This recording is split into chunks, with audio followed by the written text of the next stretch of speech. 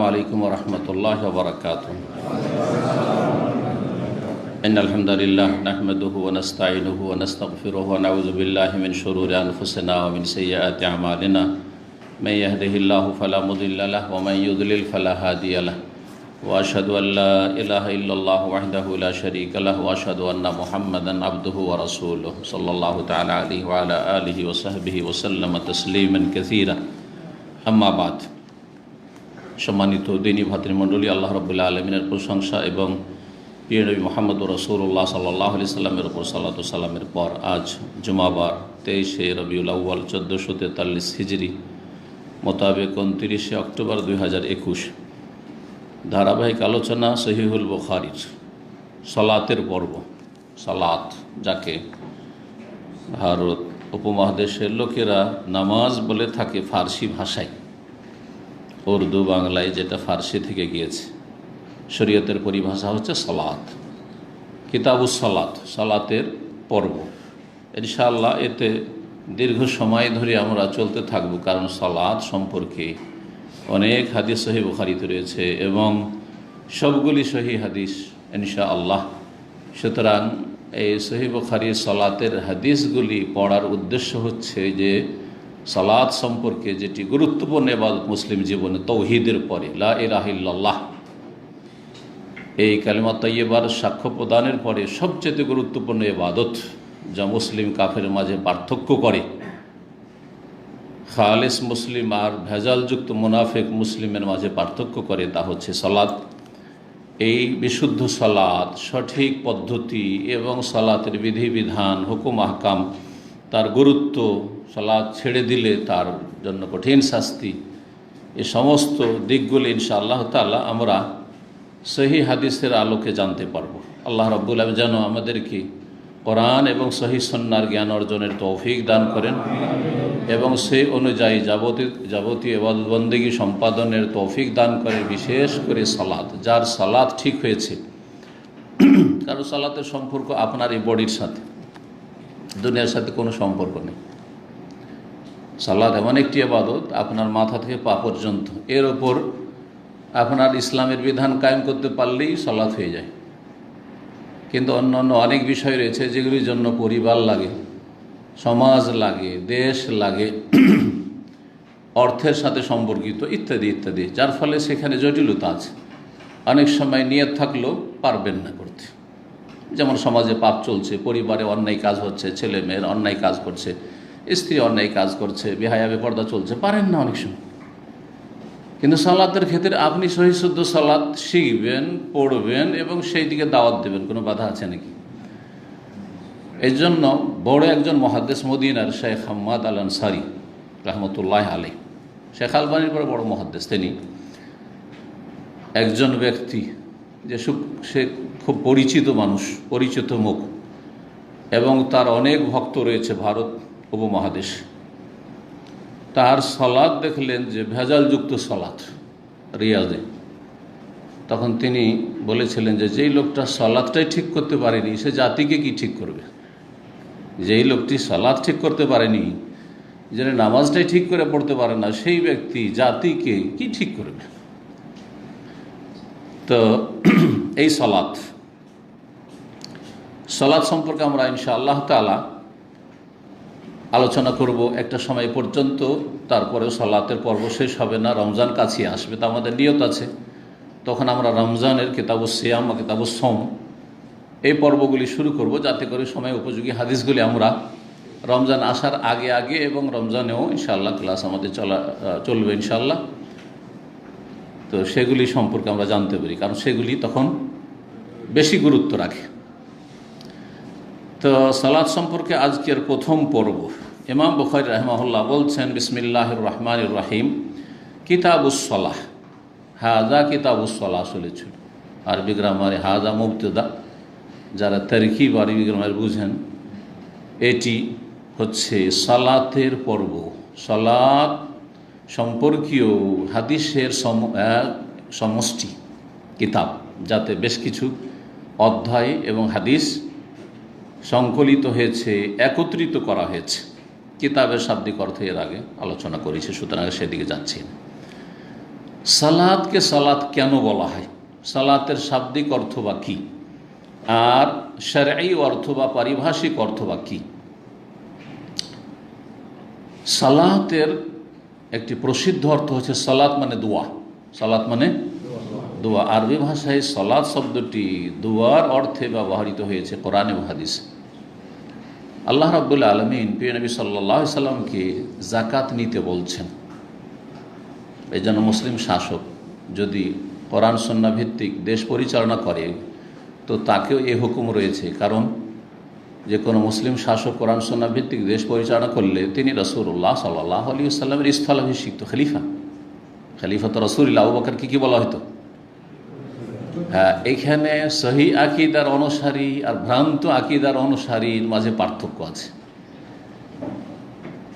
যে মুসলিম শাসক কোরআন সুন্নাহ ভিত্তিক দেশ পরিচালনার চেষ্টা করে তাকে রাসূলুল্লাহ সাল্লাল্লাহু আলাইহি ওয়াসাল্লাম খলিফা বলা হয়েছে। সাহাবীরা কি বলতেন?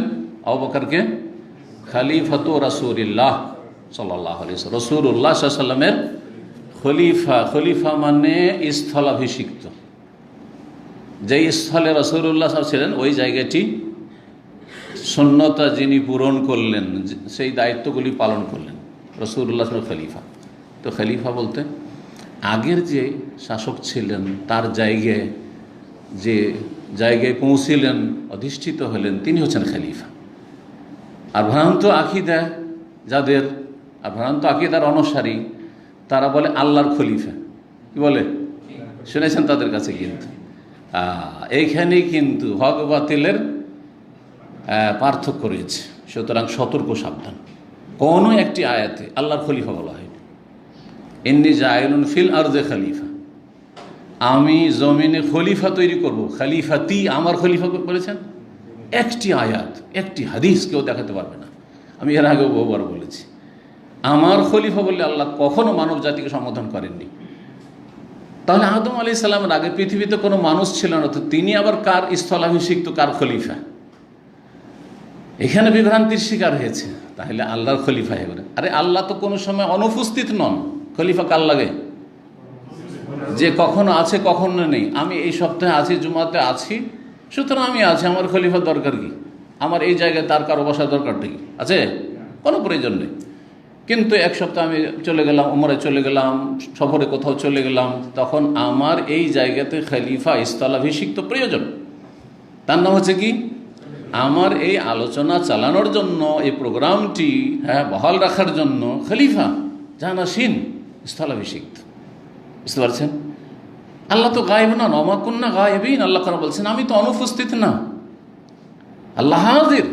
জি, কথা বুঝতে পারছেন? আর কোনো আয়াত বা হাদিস নেই যে আল্লাহর খলিফা। সুতরাং এটি ভ্রান্ত তাফসীর, ভ্রান্ত ব্যাখ্যা এবং রাজনৈতিক ব্যাখ্যা। আল্লাহর খলিফা মানুষ, সুতরাং আল্লাহ রাব্বুল আলামিনের যে হুকুম আহকাম আছে সেগুলির আর কি করতে হবে? বাস্তবায়ন করতে হবে। সুতরাং প্রত্যেক মানুষকে ক্ষমতা দখল করার চেষ্টা করতে হবে। কোথায় ব্যাখ্যার পৌঁছিল গিয়ে? প্রত্যেক মানুষকে ক্ষমতা দখলের চেষ্টা করতে হবে। আর সৎ মানুষকে, যেহেতু সৎ মানুষের সত্যিকার অর্থ মুসলিম, ঈমান এবং যাদের নেক আমল রয়েছে, সুতরাং সৎ মানুষদের একটি টিম, একটি দল এই কাজে বদ্ধপরিকর থাকবে। আর অসৎ যে নেতৃত্ব আছে ওকে টেনে ফেলবে। আর কি করবে? এর নাম হচ্ছে আন্দোলন। আর তারপরে টেনে ফেলার পরে নিজে সেখানে পৌঁছিবে, এর নাম হচ্ছে ইনকিলাব, বিপ্লব। আন্দোলন করে বিপ্লব ঘটাবে। বুঝতে পেরেছেন? এই হচ্ছে সিয়াসি তাফসীর। এর নাম কি? পলিটিক্যাল এক্সপ্লেনেশন, রাজনৈতিক ব্যাখ্যা। রাজনৈতিক ব্যাখ্যা, ইসলামের রাজনৈতিক ব্যাখ্যা নেই। যাকে আল্লাহ ক্ষমতা দিয়ে দিয়েছেন তার উপর তখন ওই কাজগুলি ফরজ হয়। যেমন চোরের হাত কাটা কার উপর ফরজ? শেখ মতিউর রহমানের উপর একেবারে ফরজ নয়। কিন্তু আমার অন্তর থেকে তামান্না, চাহিদা হইতে হবে। এবং কোনো আল্লাহর নেক বান্দা কোনো দেশে ইসলামী দণ্ডবিধান যদি কায়েম করে তার সাথে সবসময় আছি, অন্তর দিয়েও আছি। আর যতটা সহযোগিতার প্রয়োজন আমার কাছে তিনি প্রয়োজন মনে কর বা আমি পারবো, আছি। বুঝা গেছে না? এই জন্য সৌদি আরবকে আমরা সমর্থন করি, কারণ আলহামদুলিল্লাহ এখানকার সংবিধান হচ্ছে কোরআন এবং সুন্নাহ, কোরআন এবং সুন্নাহ। জি, তো সলাত মানে কি? দোয়া। সলাত দোয়া কোরআনে কারিমে অনেক আয়াতে এইরকম অর্থে ব্যবহৃত হয়েছে। দেখুন, আল্লাহ রাব্বুল আলামিন নবী সাল্লাল্লাহু আলাইহি ওয়াসাল্লাম যে কথা বলছিলাম, কি নিতে বলেছেন? যাকাত নিতে বলেছেন। খুয মিন আমওয়ালিহিম সাদাকা, তাদের ধন সম্পদ থেকে কি নাও? যাকাত। সাদাকা মানে যাকাত। সাদাকা গ্রহণ করো, যাকাত গ্রহণ করো। তুতাহহিরুহুম ওয়া তুযাক্কিহিম বিহা, যাকাত নিয়ে তাদেরকে পাক পবিত্র করবে, তাদের পরিশুদ্ধি করবে, তাজকিয়া নফস করবে, কৃপণতা মুক্ত করবে। মানুষ যখন দান করে তখন মনটা বড় হয়, কৃপণতা মুক্ত হয়। যে দান করে না সে আরও ধীরে ধীরে কী হয়ে যায়? আরও কৃপণ, আরও হিসাবি হয়ে যায়।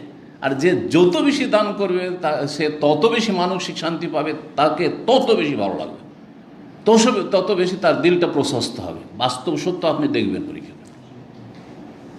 যে সবসময় পরের খাওয়ার চেষ্টা করে সে জীবনে কাউকে খাওয়াইতে পারবে না। আর যে সবসময় খাওয়াবার চেষ্টা করে, কারো পর খাওয়া লোক না, সে খাওয়াইলেই শান্তি পাবে। ভালো মানুষকে খাওয়াইলে ভালো মানুষকে খাওয়াইলেই শান্তি পাবে। তো আল্লাহ বলছেন যে পাক পবিত্র করবে এবং তাদের আত্মার পরিশুদ্ধি করবে।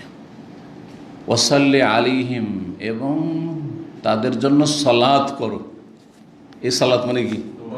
দোয়া করো। উদউ লাহুম, সালাত সাল্লে আমরের সেগা সালাত থেকে, তাদের জন্য দোয়া করো। যারা যাকাত দিতে আসবে তাদের জন্য দোয়া করো।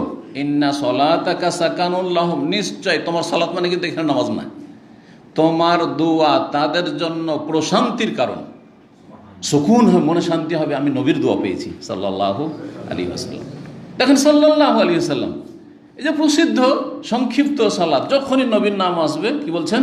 সাল্লাল্লাহু আলাইহি ওয়াসাল্লাম। সাল্লাল্লাহু, তার উপর আল্লাহর রহমত বর্ষিত হোক। দোয়া, সালাম মানে শান্তি, আর সালাত মানে দোয়া। তার জন্য দোয়া করছি, আমরা দোয়া করছি সাল্লাল্লাহু আলাইহি ওয়াসাল্লাম বলা মানে নবী সাল্লাল্লাহু আলাইহি ওয়াসাল্লামের জন্য। জি।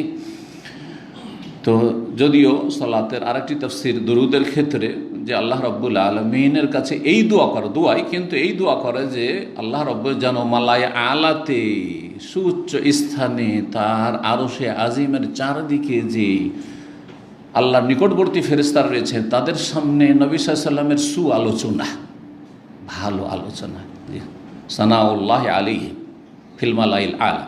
আবুল আলিয়া রহমতুল্লাহ আলী প্রখ্যাত তাবী তাফসীর করেছেন দুরূদের ক্ষেত্রে। কিন্তু সালাতের মূল অর্থ কি? দোয়া। সাল্লি আলাইহিম ইন্না সলাতাকা সাকানুল লাহুম। তো সালাত মানে দোয়া হয়। সালাতের শাব্দিক অর্থ কেউ কেউ বলেছে সেলাতুন থেকে। সেলা মানে রিলেশন, সেলাতুন মানে সম্পর্ক। এই জন্য আত্মীয়দের সাথে সুসম্পর্ককে কোরআন এবং হাদিসের ভাষায় বলা হয়েছে সেলাতুল আরহাম। কি বলা হয়েছে? যাদের সাথে আরহাম, জরায়ুর সম্পর্ক আছে, আপনার মায়ের বংশ নয় বাপের বংশ, তাদের সাথে আপনার সেলা মানে সুসম্পর্ক বহাল রাখা, এটা হচ্ছে আত্মীয়তার সুসম্পর্ক। সেলাতুন শব্দ আসলো না? তাহলে সেলাতুন থেকে সলাত মানে সলাতের মাধ্যমে কি হয়? সম্পর্ক হয়, সলাতের মাধ্যমে সম্পর্ক হয়। তাহলে এই নামাজকে, যাকে আমরা নামাজ বলছি অনেকে, সলাতকে, যাতে কি রয়েছে? কিয়াম রয়েছে, দাঁড়ানো, রুকু রয়েছে, সুজুদ রয়েছে, জলসা বৈঠক রয়েছে, যাতে কিছু কথা রয়েছে, দোয়া রয়েছে, সূরা রয়েছে, তাসবিহ রয়েছে, এগুলোর নাম না সালাত। সালাম রয়েছে, তাকবীর রয়েছে। এই সালাতকে সালাত এই জন্য বলা হয় যে এই সালাতের আসল রূহ আত্মা, এবং এই সালাতের আসল যে বিষয়বস্তু সেটি হচ্ছে দোয়া। সালাত হচ্ছে আল্লাহর কাছে কি করা? দোয়া করা। এই জন্য সবচেয়ে উত্তম দোয়া হচ্ছে বান্দার সালাতের ভিতরে, নামাজের ভিতরে, আর বিশেষ করে তার ক্ষেত্র হচ্ছে দুইটি। সবগুলি দোয়া, কোনগুলি গুণবাচক দোয়া আর কোনগুলি যাচ্চাবাচক দোয়া, যাচ্চামূলক দোয়া। তো বিশেষ করে সেজদাই দোয়া, আপনি যা ইচ্ছা তাই চান। আত্মায়া দরুদ পড়ে নিয়ে সালামের আগেখানে দোয়া, সালাতের ভিতরে দোয়া, সালাতের বাইরের দোয়া চাইতে অনেক অনেক গুণে উৎকৃষ্ট, উত্তম, ফজিলতপূর্ণ এবং বেশি দোয়া কবুল হয়। নবী সাল্লাল্লাহু আলাইহি ওয়াসাল্লামের নির্দেশ রয়েছে। তো দোয়া কেন বলা হয়? এই সলাত মানে দোয়া, আর এখান থেকে সলাত, নামাজের নাম সলাত কেন হলো? আশা করি এই সম্পর্কটা শাব্দিক অর্থের সাথে এই যে আমাদের সলাত শরীয়তের, তার একটা সম্পর্ক, যে এটা বুঝতে বলেন, তাই ঠিক না? আচ্ছা, সলাত মানে যদি ওই যে দ্বিতীয় অর্থ করলাম কি, সেলা মানে সম্পর্ক, তাহলে এই সলাৎকে সলাৎ কেন বলা হয়, নামাজকে সলা কেন বলা হয়? কারণ এটি হচ্ছে বান্দার সেলাতুল আবদে মা রব্বিহি। একজন বান্দা, আমি বান্দা, আমার আল্লাহর সাথে সম্পর্কের মুখ্য মাধ্যম। সলাৎ নেই, সম্পর্ক নেই। সলাৎ আছে, দৈনিক সম্পর্ক আছে, একবার না 5 বার করে আছে, এটা বাধ্যতামূলক। 17 রাকাতে, আর এক রাকাতে 2টা করে সিজদা করে, একটা করে রুকুতে ঝুঁকে আল্লাহর সাথে সম্পর্ক আছে। আর কত দোয়া এর মধ্যে, কত তাকবীর, কত তাসবিহ, কত কি এইসব ইবাদত বন্দেগীর মধ্যে আল্লাহর সাথে কি আছে? দিনে 5 বার করে সম্পর্ক আছে, তাহাজ্জুদ পড়লে 6 বার করে সম্পর্ক আছে, সালাতুদ দুহা পড়লে 7 বার করে সম্পর্ক আছে। আর একটা লোক জুমা পড়ে, সপ্তাহে একদিন সম্পর্ক। একটা লোক ঈদ পড়া মুসলিম, তাহলে বছরে 1 দিন 2 দিন সম্পর্ক। এই সম্পর্কের কোনো মূল্য নেই, কারণ যেটা কম্পালসারি সম্পর্ক সেটা নেই। আপনার ভাইয়ের বাড়িতে, বোনের বাড়িতে বিয়ের দিন হাজির হইলেন না আপনি। যেদিন কেউ মারা গেছে, আপনার ভাই বোনের ছেলে মেয়ে মারা গেছে, হ্যাঁ, বোনের স্বামী মারা গেছে, সেই দিন গেলেন না আপনি, সুখে দুঃখে গেলেন না, আর এমনি চলে গেলেন বেড়াতে, খুশি হবে নাকি? খুশি হবে? কখনো খুশি হবে না। আমার বিয়ে শাদিতে হাজির হলেন না, আমার দুঃখের সময় হাজির হলেন না, আর এখন বাড়িতে এসছি ফ্যামিলি নিয়ে, অসন্তুষ্ট আরও হবে। ঠিক ওই রকমই যারা মাঝে মধ্যে যায় আল্লাহর কাছে, প্রতিটি মুসলিম তো মাঝে মধ্যে যায়, হ্যাঁ, যারা মোনাফিক টাইপের মুসলিম ওরা তো মাঝে মধ্যে মসজিদে যায়, দুনিয়ার গরজে যায়, বোঝা গেছে? কোনো সম্পর্ক নেই আল্লাহর সাথে। তো আশা করি বুঝতে পেরেছেন। তাহলে যার সলাত আছে আল্লাহর সাথে সেলা আছে, রিলেশন সম্পর্ক। যার 5 ওয়াক্ত সলাত নেই, আল্লাহর সাথে সম্পর্ক নেই। ভালো করে শোনেন, যার সলাতে যত খুশু, একগ্রতা আছে, মন লাগিয়ে সালাত আদায় করছেন, তার তত বেশি সুসম্পর্ক আল্লাহর সাথে আছে। আর যার যত বেশি সুসম্পর্ক আল্লাহর সাথে আছে, সে মানসিক দিক থেকে তত বেশি শক্তিশালী, তত বেশি শক্তিশালী। এই শক্তি পয়সা দিয়ে কিনে পাওয়া যায় না। একজন ইমাম, প্রখ্যাত ইমাম বুখারী রাহিমাহুল্লাহর ওস্তাদ, এবং ইমাম বুখারী যেমন আমিরুল মুমিনিন, হাদিসের আমিরুল মুমিন বলা হয়েছে, তেমনি ইমাম আবদুল্লাহ বিন মুবারক, তাকে বলা হয়েছে আমিরুল মুমিনিন ফিল হাদিস। তিনি বলছেন, ইমাম আবদুল্লাহ বিন মুবারক, তখন আব্বাসী খলিফাদের জামানা, হারুন রশিদের যুগ। তখনকার খলিফা আজকালকার শাসকদের চাইতে অনেক অনেক ভালো ছিল, যদিও বিভিন্ন ভোগবিলাস বা বিভিন্ন খারাপ দিক তাদের মধ্যে চলে এসেছিল, কিন্তু অনেক ভালো ছিল। তারা ইসলামী বিধিবিধানের বাস্তবায়ন করতো, সর্বস্তরে দণ্ডবিধান কায়েম করতো, সবই করতো, কোরআন সুন্নাহ তাদের সংবিধান ছিল। তো তিনি বলেছেন, যদি জানতে পারতো, অনুধাবন করতে পারতো এই শাসকরা যে মানাহনফি, যেই শান্তিতে আমরা জীবনযাপন করছি, আলেম ওলামারা, আল্লাহর নেকবান্দারা, আবেদ জাহেদরা, আখেরাত পরকাল মুখীরা, দুনিয়া বিমুখরা যেই শান্তিতে জীবনযাপন করছি, এটা যদি মুসলিম শাসকরা জানতে পারতো, নেতারা জানতে পারতো, লাজালাদুনা বিসয়ুফ, তাহলে তরবারি দিয়ে আমাদের কর্তন করতো, বাঁচতে দিত না। যে তোরা এত শান্তিতে, আর আমাদের টেনশনের শেষ নাই, আমাদের ভয়ভীতির শেষ নাই, অশান্তির শেষ নাই, তাই না? মানসিক রোগের শেষ নাই, আর তোদের কোনো মানসিক রোগ নেই, শুকনো রুটি খেয়েই শান্তি, ডাল ভাত খেয়েই শান্তি। সুবহানাল্লাহ, সুবহানাল্লাহ। ঈদ চলে যাচ্ছে, একজন নেক মানুষ নিজের জন্য নতুন কিছু কিনতে পারে না, ছেলে মেয়ের জন্য কিছু কিনতে পারে, তারপরও শান্তি কোত্থেকে আসে? এমনিতে আসে।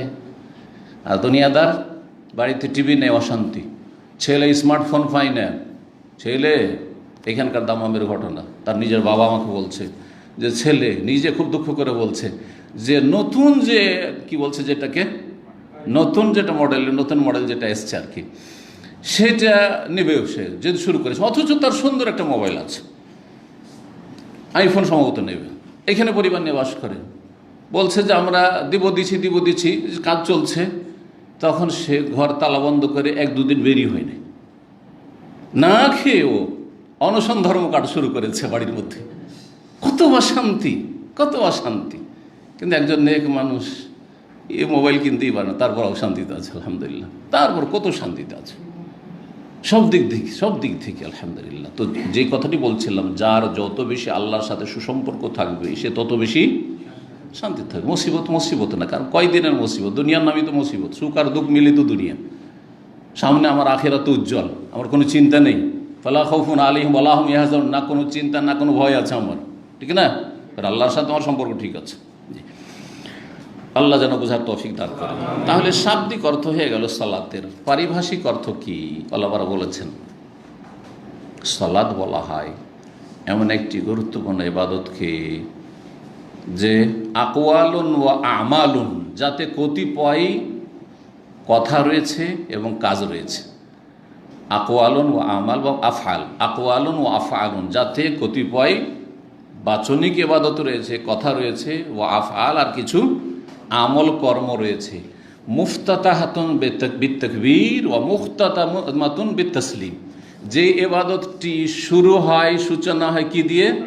তাকবীর, আল্লাহু আকবার, তাকবীরে তাহরিমা দিয়ে, আর সমাপ্তি ঘটে মুখতাতামাতুন মানে খতম হয় কি দিয়ে? বিত্তাসলিম, সালাম দিয়ে। জি, যাতে বেশ কিছু কথা আছে আর বেশ কিছু কাজ আছে, করতে হবে আর বলতে হবে সেগুলি। আর সেটা কোরআনে কারিমের তেলাওয়াতি হোক, অথবা তসবিহ হোক, অথবা দোয়া হোক, আর তাহিয়াত হোক, নবীর ওপর সালাত সালাম হোক, যাই হোক না কেন, যেটা শুরু হয় তাকবীরে তাহরিমা দিয়ে আর শেষ হয় সালাম দিয়ে। আর শেখ হোসেন রহমতুল্লাহ আলাই যেমন এর আগে বলেছে, এর সাথে আত্মা লিল্লাহ, এর মাধ্যমে আল্লাহর ইবাদত করা, আল্লাহর ইবাদত করা, এটি আল্লাহর ইবাদত, গুরুত্বপূর্ণ ইবাদত। তো এই ছিল সালাত সম্পর্কে কথা। আর তারপরে আমরা আসি অধ্যায়ের দিকে, হাদিসের দিকে। কিতাবুস-সালাহ, এ হচ্ছে সালাতের পর্ব। প্রথম অধ্যায় বাবুন মানে হাজা বাবুন, আসলে এরকম ছিল। এই হচ্ছে এমন অধ্যায় কাইফা ফরিজাতিস সালাহ, যে কিভাবে সালাত ফরজ করা হয়েছিল। ফিল ইসরা, নৈশ ভ্রমণের রাতে। আসরা ইউসরি, ইসরা আন মানে হচ্ছে রাতের ভ্রমণ, কি রাতের সফর। তা নবী করিম সাল্লাল্লাহু আলাইহি সাল্লামের রাতের সফর বলতে কোন সফর বোঝানো হয়েছে? মেরাজের সফর। সেটা দুই ভাগে বিভক্ত, একটা ছিল জমিনি সফর আর একটা ছিল আসমানি সফর। জমিনি সফর ছিল মক্কাতুল মুকাররমা থেকে বাইতুল মুকাদ্দাস প্যালেস্টাইন পর্যন্ত, আর তারপরে ওখান থেকে ছিল ঊর্ধ্ব গগনে সফর 7 আসমান পর্যন্ত। আল্লাহ রাব্বুল আলামিন তাকে ডেকেছিলেন এমন এক সময়ে, এমন এক পরিস্থিতি ছিল, প্রেক্ষাপট ছিল, যখন তিনি কাফেরদের কাছে নির্যাতিত, মানসিকভাবে, শারীরিকভাবে, পারিবারিকভাবে তিনি বিপদগ্রস্ত। চাচা যে সাপোর্টে ছিলেন আবু তালেব, তিনি মারা গেলেন, ইসলামটাও কবুল করলেন না, মারা গেলেন, সাপোর্ট আর পাচ্ছেন না, আর মারা গেলেন কুফরের অবস্থায়। মানসিক কষ্ট, শারীরিক কষ্ট শুরু হয়ে গেছে, নির্যাতন কাফেরদের পক্ষ থেকে শারীরিক শুরু হয়ে গেছে, জুলম অত্যাচার এ আবু তালেবের ইন্তেকালের সাথে। প্রিয়তম একমাত্র স্ত্রী খাদিজা রাদিয়াল্লাহু তাআলা, তিনি মারা গেছেন। এই সময় আল্লাহ রাব্বুল আলামিন সান্ত্বনা দিতে চাইলেন প্রিয় রাসূল সাল্লাল্লাহু আলাইহি সাল্লাম। এর চাইতে বড় সান্ত্বনা আর কি হইতে পারে? এর চাইতে বড় সুসংবাদ কি হইতে পারে? যে আল্লাহ এমন একটি অসাধারণ ঘটনা ঘটাচ্ছেন, এমন একটি মুজিজা অলৌকিকত্ব যা মানুষ ধারণা করতে পারে না, যে একই রাতে, যেখানে 1 মাস ওটের পিঠে লাগে মক্কা থেকে এই সামদেশ ফিলিস্তিন, প্যালেস্টাইন, বাইতুল মুকাদ্দাস, সেখানে পৌঁছিলেন। আবার সেখান থেকে 7 আসমানে সফর করলেন। সুবহানাল্লাহ, এক আকাশ থেকে আর এক আকাশ হচ্ছে হাদিসের আলোকে 500 বছরের রাস্তা, 7 আকাশ অতিক্রম করলেন। সেখানে গিয়ে আল্লাহর সাথে কথা বললেন এবং আল্লাহ রাব্বুল আলামিন 5 ওয়াক্ত সালাত ফরজ করলেন, তা নিয়ে ফিরছেন। আবার তারপর মুসা আলাইহিস সালাম ফিরিয়ে দিচ্ছেন বারবার করে, 9 বার করে, শুনে রাখেন, 9 বার করে ফিরে যাচ্ছেন, 9 বার করে আল্লাহর কাছে যাচ্ছেন। আর 5 লং 45 কমলো, 50-এর ভিতরে 5 থাকলো, তো 9 বার যেতে হয় কিনা? 5 করে কমেছে। যে হাদিসে 10-10-এর কথা রয়েছে, বর্ণনাকারী সংক্ষেপ করে দিয়েছেন, শর্ট করে দিয়েছেন। অনেক সময় শর্ট কথা বলি না আমরা। তারপরে ফিরে আসলেন, ফিরে রাতের ভিতরে চলে এসেছেন, আবার বিছানায় পৌঁছে গেছেন। মক্কার লোকদের কোনো খবরই নেই, সকালবেলা ঘটনা শোনাচ্ছেন। কত বড় অসাধারণ ঘটনা! এই যে রাসূলুল্লাহ সাল্লাল্লাহু আলাইহি ওয়াসাল্লাম মেরাজ হয়েছিল, একে মেরাজ বলে অনারবরা, আমাদের ভারত, বাংলাদেশ, পাকিস্তানের লোকেরা, উর্দু ভাষী, বাংলা ভাষীরা কি বলে জানে? মেরাজ। এছাড়া কেউ বুঝে না। ইল্লা কিছু আলেম ওলামার, যারা আলেম ওলামাদের সংসর্গে থাকে, যারা স্পেশালি লেখাপড়া করে, সিরাত সম্পর্কে ভালো জ্ঞান আছে, তারা নৈশ ভ্রমণ বা ইসরা বুঝে, কিন্তু ইসরা শব্দটি বুঝে না। অথচ কোরআনে কারীমে ইসরার কথা আছে। কোরআনে কারীম কি আছে? ইসরার কথা আছে। আর মেরাজ মানে ওপরে উঠা, আরাজে আরজ, সিঁড়িকে মেরাজ বলা হয়, ওঠার যন্ত্র। এই যারা লিফট আছে, সিঁড়ি আছে, এগুলো মেরাজ। মিস আদ, এখন মিস আদ বলছে, সাদা ইয়াস আদ মানে হচ্ছে ওপরে উঠা। এখান থেকে লিফটকে মিস আদ বলা হচ্ছে। মেরাজও যদি কেউ বলে তো ভুল না। আরাজে আরজ মানে ঊর্ধ্ব আকাশে, ঊর্ধ্ব গগনে উঠা, ওপর দিকে উঠা। তো ওপর দিকে যে সফর করে সেটার নাম হচ্ছে মেরাজ, বাইতুল মুকাদ্দাস থেকে 7 আকাশ পর্যন্ত। আর জমিনি সফরের নাম হচ্ছে কি? ইসরা। কোরআনে স্পষ্টভাবে ইসরার কথা এসেছে, মেরাজের কথা স্পষ্টভাবে কোরআনে কারিমে আসেনি, অস্পষ্ট এসেছে সূরা নজমে। তাহলে ইসরার কথা সূরায়ে বনি ইসরাইল, সূরাতুল ইসরা শুরুতে রয়েছে। আল্লাহ রাব্বুল ইরশাদ করেছেন, বিসমিল্লাহির রহমানির রহিম, সুবহানাল্লাযী আসরা বিআবদিহি লাইলাম মিনাল মাসজিদিল হারাম ইলাল মাসজিদিল আকসাল্লাযী বারাকনা হাওলাহু লিনুরিয়াহু মিন আয়াতিনা ইন্নাহু হুয়াস সামিউল বাসীর। এই যে সুবহানাল্লাযী আসরা বিআবদিহি, পাক পবিত্র সেই সত্তা, তাসবিহ পাঠ করছি সেই সত্তার, সেই জাতে পাকের। আল্লাযী আসরা বিআবদিহি, যিনি রাতের ভ্রমণ করিয়েছিলেন, রাতারাতি সফর করিয়েছিলেন তার বান্দাকে। স্পেশাল বান্দাকে এখানে বান্দা বলা হয়, তিনি কে? মুহাম্মদ রাসূলুল্লাহ সাল্লাল্লাহু আলাইহি সাল্লাম। এখানে বুঝিয়ে দেওয়া হয়েছে যে নবী 7 আকাশে যেতে পারলেও তোমাকে সন্তান দিতে পারে না। নিজের সন্তান, ছেলে সন্তানকে বাঁচিয়ে রাখতে পারেনি, ঠিক না? নিজের স্ত্রীটাকে বাঁচাইতে পারেনি। 3 মেয়ে জীবদ্দশে মারা গেছে, তাদেরকে বাঁচিয়ে রাখতে পারেন। নবীর হাতে কিছু নেই এইরকম মনে করি না যে নবীর কাছে যা চাইব তাই পেয়ে যাব। তার ইন্তেকালের পরে জীবদ্দশাতে যা ইচ্ছা তাই চাইব, নবী দিয়ে দেবেন। হ্যাঁ, দোয়া ঠিক আছে, জীবদ্দশায় যখন বেঁচে আছেন দোয়া চাইতে পারে। সাহাবীরা দোয়া চেয়েছেন, কিন্তু সাহাবীরা কেউ চাইছেন ইয়া রাসূলুল্লাহ আমাকে জান্নাত দিয়ে দেন, আমাকে জাহান্নাম থেকে বাঁচিয়ে দেন, বলেছেন আমার জন্য দোয়া করেন, বিনা হিসেবে যাতে জান্নাত হবে, বলেছেন না?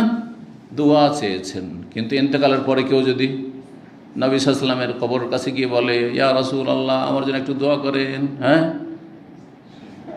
কোনো পুরুষ যদি দোয়া করে আপনার জন্য অবিবাহিত আছে, ইয়া রাসূলুল্লাহ হ্যাঁ আমার জন্য একটা ভালো মেয়ের ব্যবস্থা করে দেন, হ্যাঁ একটা সত্যি মেয়ের আমার খোঁজ সন্ধান দেন, চলবে না? শিরক। এটা এই আয়াতে শেখানো হয়েছে। তার বান্দা, কার গোলাম? বান্দা মানে গোলাম, আল্লাহর গোলাম। তো আল্লাহর গোলামের কাছে চাইবেন না মালিকের কাছে চাইবেন? মালিকের কাছে চাও। আল্লাহর গোলাম হওয়া সত্ত্বেও তাকে রাতারাতি ভ্রমণ করিয়েছেন, লাইলান, রাতারাতি, মিনাল মসজিদিল হারাম, মসজিদে হারাম থেকে, এলাল মসজিদুল আকসা, মসজিদে আকসা বাইতুল মুকাদ্দাস পর্যন্ত। আল্লাযী বারাকনা হলো চারপাশেও বরকত রয়েছে, যার চারপাশে বরকত রয়েছে। যেমন মক্কা মদিনায় বরকত রয়েছে, তেমনি বাইতুল মুকাদ্দাসেও বরকত রয়েছে, কোরআনে কারীম দ্বারা প্রমাণিত। এই জন্য 3টি হচ্ছে পবিত্র মসজিদ, যেখানে সওয়াবের নিয়তে, নেকির উদ্দেশ্যে সফর করতে পারবে। চতুর্থ পৃথিবীর কোনো জায়গায় নেই যেখানে নেকির আশায় সফর করবেন। যাই বাইতুল মুকাররমে আমি সওয়াবের নিয়তে জুমা পড়ে আসি না, আমি যাবো, অনেকের সাথে দেখা সাক্ষাৎ হবে, অথবা আমার মনের শখ আছে যে একবার যাবো অমুক জায়গায় নামাজটা পড়ে আসি, সেটা আলাদা কথা। কথা বোঝা গেছে না?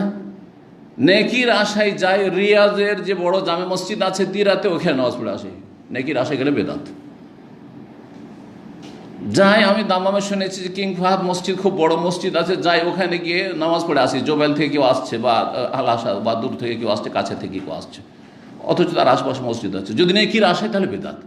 আর যদি বলে যাই সেখানে আমার দিনী ভাইদের সাথে দেখাও হবে, বাংলা ভাষাভাষী, আর তারপরে ওখানে মনের একটা চাহিদা যে যাবো, শুনেছি সিকম মার্কেট, তো যাই ওখানে একদিন নামাজটা পড়ে, সেটা আলাদা কথা, আপনার সেটা ভিন্ন কথা। তো যাই হোক, কথা লম্বা হয়ে যাচ্ছে। কি বলছিলাম? ইসরার কথা কোথায় আছে? সূরা ইসরা। ইসরার নামে হচ্ছে সূরাতুল ইসরা। আর একটি নাম ইসরার নাম হচ্ছে সূরা বনি ইসরাইল, কারণ তারপরে আয়াতগুলিতে বনি ইসরাইলদের কথা বর্ণনা করা হয়েছে। ওয়া আতাইনা মূসাল কিতাব ওয়া জাআলনাহু হুদাল লিবনি ইসরাইল। আর মেরাজ, মেরাজের কথা স্পষ্ট এসেছে সূরা নজমে, সূরা নজমে। সুম্মা দানা ফাতাদাল্লা ফাকানা কাবা কাউসাইনি আও আদনা ফাওহা ইলা আবদিহি মা আওহা মা কাযাবাল ফুয়াদু মা রাআ ফাতুমারুনাহু আলা মা ইয়ারা ওয়া লাকাদ রাআহু নাজরাতাল উখরা ইনদা সিদরাতিল মুনতাহা। এই তাকে দেখেছেন নাজলাত আল ওখরা আরেকবার সিদরাতুল মুনতাহার কাছে। কেউ এই আয়াতের তাফসীর ভুল বলেছেন, আল্লাহকে দেখেছেন না। নবী সাল্লাল্লাহু আলাইহি ওয়াসাল্লাম আল্লাহকে এই পৃথিবীর চক্ষু দিয়ে দেখেন নাই, অন্তর দিয়ে দেখেছেন। রাআহু বিফুয়াদিহি, সেই হাদিস দ্বারা প্রমাণিত। মা আয়েশা সিদ্দিকা রাদিয়াল্লাহু তাআলা আনহা নবী সাল্লাল্লাহু আলাইহি ওয়াসাল্লাম সম্পর্কে সবচেয়ে বেশি জানতেন, কারণ সবচেয়ে প্রিয়তমা স্ত্রী।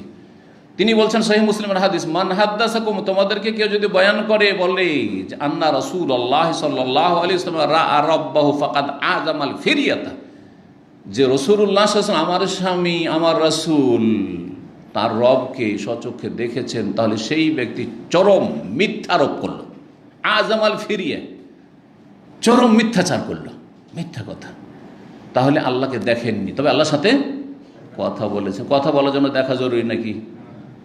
আমাদের মধ্যে সাধারণ মানুষের সাথে হাজার হাজার লোক প্রতিদিন কিছু না কিছু লোক তো কথা বলছে, দূর দূর থেকে এমন এমন লোকেরা কথা বলছে যাদের সাথে জীবন হয়তো দেখা সাক্ষাৎ হবে না। কথা বলে না, বলছে কথা বলি, কিন্তু দেখেছি, ভিডিও কলে দেখেছি, হইতে পারে, কিন্তু সরাসরি তো ওই রকমই আল্লাহ রাব্বুল আলামিনকে রাসূলুল্লাহ স্বচক্ষে দেখেননি, তবে কথা বলেছেন। মূসা আলাইহিস সালাম যেমন কথা বলেছেন, এই বৈশিষ্ট্য আল্লাহ মূসাকে দিয়েছেন, তো আমাদের রাসূল সাল্লাল্লাহু আলাইহি ওয়াসাল্লামকে যত নবীদের বৈশিষ্ট্যগুলি সবগুলি দিয়েছেন। এটা মনে রাখবেন, কেউ কথা মনে করবেন না যে এমন কোন নবী আছে যাকে এমন কিছু আল্লাহ বৈশিষ্ট্য দিয়েছেন যেগুলি আমার নবীর মধ্যে ছিল না। নবী করিম সাল্লাল্লাহু আলাইহি ওয়াসাল্লামের মধ্যেই সমস্ত নবীদের যেই দিকগুলি ছিল ফজিলতের, সবগুলি বিদ্যমান ছিল। এই জন্য সবচেয়ে শ্রেষ্ঠ রসুল মুহাম্মদ রাসূলুল্লাহ এবং সর্বশেষ রাসূল। সুতরাং আহলে সুন্নাত ওয়াল জামাত এই বিশ্বাস করে যে রাসূলুল্লাহ সাল্লাল্লাহু আলাইহি ওয়াসাল্লামের যে নৈশ ভ্রমণ হয়েছিল, মেরাজ হয়েছিল, জমিনি সফর আর আসমানি সফর, সেটা সশরীরে বেজাসাদিহি ওয়া রূহি, দেহ এবং আত্মা সহ। শুধু আত্মার নয়, আত্মা সফর করেছে এমনটা নয়, আত্মা এবং দেহ, যেই দেহ মানুষের থাকে সেই নবী সাল্লাল্লাহু আলাইহি ওয়াসাল্লামের দেহ মোবারক সফর করেছে সাত আসমানের। এর ভিন্ন যে মত পোষণ করেছে সেটি ভ্রান্ত মত। এবং যদি কোনো এমন ব্যক্তি যার ইসলামের খেদমতও আছে কিন্তু তিনি এইরকম মত যদি পোষণ করে থাকেন, বিভ্রান্তি শিকার হয়েছেন বা তার পদস্খলন ঘটেছে, সেটি বর্জনীয়। অবশ্য সেটি বর্জনীয়, নাম বলার অনেক সময় প্রয়োজন করে না, কিন্তু এটা জেনে রাখতে হবে যে আপনাকে বিশ্বাস করতে হবে যে রাসূলুল্লাহ সাল্লাল্লাহু আলাইহি ওয়াসাল্লামের এই মেরাজের সফর হয়েছে সশরীরে এবং আত্মাসহ, আত্মাও এবং শরীরও দুটি। সহি সহি বহু হাদিস দ্বারা প্রমাণিত স্পষ্ট ভাষায়, অস্পষ্ট তো মেরাজ রয়েছে, আকাশের সফর রয়েছে কোরআন কারীমে সূরা নাজমে, আর স্পষ্টভাবে হাদিস রয়েছে যে রাসূলুল্লাহ সাল্লাল্লাহু আলাইহি ওয়াসাল্লাম সাত আসমানে সফর করেছেন এবং প্রতিটি আসমানে গিয়েছেন, দরজা খুলতে বলেছেন, জিবরাইল আলাইহিস সালাম দরজা খোলা হয়েছে, আবার গিয়েছেন, আবার প্রতি আসমানে এক এক নবীর সাথে দেখা হয়েছে, তারপর এইভাবে সাত আসমানের ওপরে গেছেন, আবার ফিরে এসেছেন। ঠিক আছে না? সেই সমস্ত হাদিসগুলি মুতাওয়াতির সহি। সুতরাং এগুলিকে অস্বীকার যে করবে অথবা সেগুলির অপব্যাখ্যা করবে যে না না সেটা সশরীরে ছিল না, শুধু রুহের সফর, রুহের জগতে সফর ছিল, আত্মার জগতে সফর ছিল, সেটি মিথ্যা কথা। কারণ স্বপ্ন যোগে একজন সাধারণ মানুষ বলতে পারে যে আমি আজকে রাত্রে স্বপ্ন দেখেছি, সাত আকাশের উপরে চলে গেছি, হতে পারে না, পারে না, এমন কোনো ফজিলতের বিষয় নাই। আর মেরাজ বিশাল একটি ফজিলতের বিষয় আর আশ্চর্যজনক বিষয়। এই জন্য আল্লাহ কোরআনে কারীমে এই ঘটনার বর্ণনা শুরু করেছেন সুবহান দিয়ে। সুবহানাল্লাহ, কখন সুবহানাল্লাহ বলে মানুষ? আশ্চর্য বিষয় বয়ান করতে গিয়ে সুবহানাল্লাহ বলে। আর আত্মার জগতে যদি নবীর এই সফর হতো তাহলে সুবহানাল্লাহ আল্লাহ কেন বলে সুবহানাল্লাযী আসরা বিআবদিহি কেন বলতেন? বোঝা গেছে না? 10টি দলিল ইমাম ইবনুল কাইয়িম রাহিমাহুল্লাহ আর অন্যান্য আইম্মায়ে কেরামগণ আলোচনা করেছেন যে রাসূলুল্লাহ সাল্লাল্লাহু আলাইহি ওয়াসাল্লামের সশরীরে মেরাজ হয়েছে। কি বলছেন লেখক? এই অধ্যায় হচ্ছে কাইফা ফরজাতিস সালাতু ফিল ইসরা, এই ইসরার রাতে, নৈশ ভ্রমণের রাতে কিভাবে সালাত ফরজ করা হয়েছিল এটা জানবো এই হাদিসে। মেরাজের হাদিসটা সংক্ষেপে রয়েছে খানিকটা। ওয়াকাল ইবনে আব্বাস রাদিয়াল্লাহু তাআলা আনহু বলেছেন, হাদ্দাসানি আবু সুফিয়ান রাদিয়াল্লাহু তাআলা আনহু পরে ইসলাম কবুল করেছিলেন, তিনি বর্ণনা করেছেন ফি হাদিসে হেরাকল যে রোমের রাজা, সেই রাজার সাথে যে ঘটনা ঘটেছিল সামদেশে, আবু সুফিয়ানের সাক্ষাৎকার সেখানে রাজদরবারে, সেই হাদিসটা বর্ণনা করতে গিয়ে, আর সেই হাদিসটি যে ঘটনাটি ঘটেছিল সেটা তার কুফরির অবস্থায়। তাহলে ঘটনাটি তিনি জেনেছেন বা ঘটনাটির সম্মুখীন হয়েছেন কুফরির অবস্থায়, আর বর্ণনা করেছেন বর্ণনাকারী সাহাবী হওয়ার পরে, মুসলিম হওয়ার পরে। এর থেকে একটা জিনিস জানা গেল সনদের ব্যাপারে, একজন মানুষ জাহিলিয়াতের যুগে, গুমরাহের যুগে যদি কোনো একটা ধর্মীয় বিষয় জানে আর সে হেদায়েত হওয়ার পরে সেটা বয়ান করে, আর আগের কথাটি যদি সত্যি কোরআন সুন্নাহ সম্মত হয়, তাহলে বয়ান করতে অসুবিধা নেই। একটা লোক বেনামাজি ছিল, সেই সময় ধরেন একটা ধর্মীয় আলোচনা শুনেছে, ঠিক না, বা নাস্তিক ছিল, সেই সময় একটা ধর্মীয় আলোচনা শুনেছে, কাফের মুশরিক মাজার পূজারি ছিল, সেই সময় একটা আলোচনা শুনেছে, আর সঠিক কোরআন সুন্নাহ ভিত্তিক, আর তারপরে হেদায়েত আর তাওহীদবাদী হওয়ার পরে, নামাজি হওয়ার পরে, ধার্মিক হওয়ার পরে সে সেটা বয়ান করছে, তাহলে বহন করেছিল কুফরের অবস্থায়, আর সেটা আদায় করেছে, মানে পেশ করেছে কখন? ইসলামের অবস্থায়। এর বৈধতা প্রমাণিত হয় এই আবু সুফিয়ান ঘটনা থেকে। এটা সনদের একটা দিক। তিনি বলছেন ইয়ামুরুনা, আমাদেরকে তিনি নির্দেশ দিচ্ছেন, অর্থাৎ নবী করিম সাল্লাল্লাহু সলাতের, ওয়াল সিদকে এবং সততার, ওয়াল আফাফ এবং সচ্চরিত্রতা। সচ্চরিত্রতা কাকে বলে? এটা পশ্চিমা প্রভাবিত যেহেতু আজকালকার মুসলিমরাও, আর ভাষাগুলি কিন্তু অনইসলামিক ভাষা আমাদের, সেই জন্য মহিলাদের ক্ষেত্রে শুধু শব্দটি আমাদের দেশে ব্যবহৃত হয় বাংলায়, সতী। সতীত্ব কার? এটা হিন্দুদের থেকে এসছে কিন্তু, কারণ হিন্দুদের কাছে মহিলার সতীত্ব, আর পুরুষ যেখানে সেখানে জেনা করে বেরিয়েছে, যেখানে সেখানে হয়তো সমকামিতায় লিপ্ত থেকেছে, এই ক্ষেত্রে কিন্তু এইটা বলা হয় না যে সতী, সুতরাং ওই ক্ষেত্রে আর গুরুত্ব অত দেওয়া হয় না। একটা মেয়ে সম্পর্কে একটু ব্যাড রিপোর্ট পেয়ে যান যে ওর কারোর সাথে কি ছিল, প্রেম ছিল, না না না বিয়ে করা যাবে না। কিন্তু যেই ব্যক্তি বলছেন না না বিয়ে করা যাবে না, ও যে কত খারাপ ছিল ওর খবর নেই। ইসলামের দৃষ্টিতে দুটোই সমান, পুরুষ নারী দুটোই সমান। একে বলা হয় আফাফ। আফাফ যে সচ্চরিত্রের অধিকারী, নর হোক অথবা নারী হোক, যে কোনোদিন জেনা ব্যভিচারের কাছে যায়নি, প্রেমের মতো রোগে আক্রান্ত হয়নি, হ্যাঁ, তারপরে সে ব্লু ফিল্ম দেখায় আক্রান্ত নয়, সচ্চরিত্র অধিকারী। সেই ব্যক্তি কোনোদিন সমকামিতে লিপ্ত হয়নি, এই নোংরামিতে এত নিচে নেমে যায়নি, সে হচ্ছে আফিফ। ওকে কি বলা হয়? আফিফ বলা হয় এই ব্যক্তিকে, আর এই গুণটিকে বলা হয় আফাফ। তো নবী করিম সাল্লাল্লাহু আলাইহি ওয়াসাল্লাম যেসব ভালো কাজের নির্দেশ প্রদান করছেন, এই বিবৃতি তিনি দিয়েছিলেন কুফরির অবস্থায়, কিন্তু মিথ্যা বলতে পারেনি। কারণ আরবরা কাফের মুশরিক 360টা মূর্তির পূজা করছে কাবা ঘরের চারপাশে, ঘরে ঘরে দেবদেবীর পূজা, মূর্তি প্রতিমা পূজা করছে, কিন্তু মিথ্যা বলা তাদের মাঝে চরম ঘৃণিত কাজ ছিল, অপরাধ ছিল, মানহানির বিষয়। কেউ যদি জানতে পারে সমাজে যে আবু সুফিয়ান মিথ্যা কথা বলেছে, তাহলে তার বড়ই মানহানি হয়ে যাবে। বলছি এই ভয় যদি না থাকতো, তো মুহাম্মদ সাল্লাল্লাহু আলাইহি ওয়াসাল্লাম সম্পর্কে যে আমাকে মন্তব্য করার জন্য ডেকেছিলেন রাজা হেরাকল, রোমের রাজা, যখন নবী সাল্লাল্লাহু আলাইহি ওয়াসাল্লাম ইসলামের দাওয়াতের চিঠি পৌঁছিল, তখন ওখানে কিছু তো আমি মিথ্যা ঢুকাইতাম, কিছু তো মিথ্যা আর সংমিশ্রণ ঘটাইতাম, কিন্তু ভয় লাগলো যে আমার পাশে পিছনে কিন্তু আমার সঙ্গীরা শুনছে, ওরা এসে মক্কাতে বলে দেবে যে আবু সুফিয়ান ওখানে রাজার সামনে মিথ্যা কথা বলে এসে, মিথ্যাচার করে এসেছে। অথচ আজকাল অনেক মুসলিম আছে অহরহ মিথ্যাচার করছেন। হ্যাঁ, খুব নোংরা চরিত্র এটি। জি, যে ব্যক্তি মিথ্যা বলতে সব পাপ করে নিতে পারে, যেন মিথ্যা কিন্তু অনেক বা সব পাপেরই মূল। পাপ করিনি বলছে পাপ করিনি, অপরাধ করে বলছে অপরাধ করিনি, ডিউটি না করবে ডিউটি করে নিয়েছি, ডিউটিতে না এসে বলছে ডিউটিতে আছে, ঠিক কিনা? রুজি হারাম হয়ে যাচ্ছে, আর তারপর কত অহরহ মিথ্যা কথা হয়ে যাচ্ছে। কত একটা মিথ্যা কথা যদি বলেন একটা পাপকে ঢাকার জন্য, তো বহু পাপে লিপ্ত হইতে হচ্ছে, বহু পাপে লিপ্ত হইতে হচ্ছে। যাই হোক, রাসূলুল্লাহ সাল্লাল্লাহু আলাইহি ওয়াসাল্লাম তোমাদেরকে কি নির্দেশ দিচ্ছেন, প্রশ্ন কিন্তু এখানে বলা হয়নি, হাদিসটা অনেক লম্বা আছে, তার ছোট্ট একটা অংশ। আবু সুফিয়ানকে জিজ্ঞাসা করলেন সেই রোমের রাজা যে আচ্ছা আমার কাছে যে চিঠি এসেছে, তোমাদের ওখানে যে একজন নবী রসুল বলে দাবি করেছেন মুহাম্মদ নামে, তিনি বেমাজা ইয়ামুরুকুম, তোমাদেরকে কি কি কথা কাজে নির্দেশ দিচ্ছেন?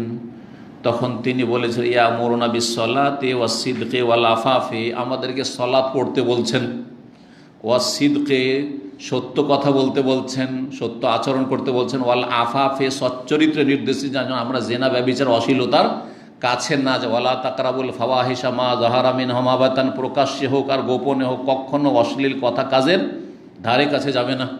এ হচ্ছে কোরআন হাদিসের নির্দেশ, এর কোরআনের আয়াত। এই বলে তিনি প্রশংসা করেছিলেন। আল্লাহ পরে হেদায়েত নসিব করেছিলেন অনেক পরে। জি, 349 নম্বর হাদিস। হাদিসের বর্ণনাকারী সাহাবী হচ্ছেন প্রখ্যাত সাহাবী আনাস বিন মালিক রাদিয়াল্লাহু তাআলা আনহু। তিনি বলছেন, কানা আবু যাররিন ইউহাদ্দিসু। আবু যার রাদিয়াল্লাহু তাআলা আনহু বিখ্যাত সাহাবী, তিনি হাদিস বর্ণনা করেছেন বা করছেন, আন্না রাসূলুল্লাহ রাসূলুল্লাহ বলেছেন। তাহলে একজন সাহাবী আর একজন সাহাবী থেকে হাদিস বর্ণনা করছেন। বেশ কিছু হাদিস এমন আছে যে এক সাহাবী আর এক হাদিস থেকে আর এক সাহাবী থেকে হাদিস বর্ণনা করছেন। জি, কি হাদিস ছিল যে রাসূলুল্লাহ সাল্লাল্লাহু আলাইহি ওয়াসাল্লাম বলেছেন কি, ফরেজা আল আন সাকফে বাইতি, আমার ঘরের ছাদ বিদীর্ণ করা হলো। ফারাজা বা ফাররাজা মানে ফাটিয়ে দেওয়া, খুলে দেওয়া, উন্মুক্ত করা, উন্মুক্ত করা। এই জন্য লজ্জা স্থানকে ফার্জ বলা হয়। লজ্জা স্থান কি বলা হয়? ফরজ বলা হয়। নর নারী দুই ক্ষেত্রে বলা হয়, আর বিশেষ করে নারীদের ক্ষেত্রে বলা হয়। কারণ নর হোক আর নারী হোক, লজ্জা স্থানে ছিদ্র আছে না নেই? অবশ্যই আছে। তো এই জন্য কি বলা হয়? লজ্জা স্থানকে ফরজ বলা হয়। তো ফরেজা আন সাকফে বাইতি, আমার ঘরের ছাদ বিদীর্ণ করা হইল, ফাটিয়ে দেওয়া হইল বা খুলে দেওয়া হইল, উন্মুক্ত করা হইল। ওয়ান আবি মক্কা, তখন আমি মক্কায় ছিলাম। তখন কোথায় ছিলাম? মক্কায় ছিলাম। তাহলে রাসূলুল্লাহ সাল্লাল্লাহু আলাইহি সাল্লামকে কোথা থেকে নিয়ে যাওয়া হয়েছে? মক্কা থেকে নিয়ে হয়েছে। আর কোন জায়গা থেকে মক্কার? এই হাদিস নিজের বাড়ি, বাইতি বলা হয়েছে, নিজের বাড়ি থেকে নিয়ে যাওয়া হয়েছে। কিভাবে নিয়ে আসে? দরজা দিয়ে বের করেছেন। জিবরাইল আলাইহিস সালাম এসে দরজা দিয়ে বের করে নিয়ে গেছেন? না, ঘরে যে ছাদ, ছাদ মানে এই নয় যে পাকা ছাদ হইতে হবে। আমরা আজকাল ছাদ কোনটাকে বলছি? পাকা হলে ছাদ না, ছাউনি। খেজুর পাতার যদি ছাউনি থাকে, ইজখের ঘাসের ছাউনি হয়তো মক্কাতে। এই জন্য হাদিসে এসেছে যে ইয়া রাসূলুল্লাহ, আপনি যে মারা মক্কার ঘাস টাস কাটা যাবে না, তো ইজখেরটার অনুমতি দেন, কারণ ওইটাই দিয়ে আমরা কি করি? ছাউনির কাজ করি, খড়ের ঘর। জি, তো ছাদ খুলে দেওয়া হইলো, মানে ওই ছাউনি খুলে দেওয়া হইলো আর নিয়ে যাওয়া হলো। তাহলে এই হাদিস প্রমাণ করে যে নবী সাল্লাল্লাহু আলাইহি সাল্লামের 900 ভ্রমণ মেরাজ শুরু হয়েছিল নিজ বাড়ি থেকে।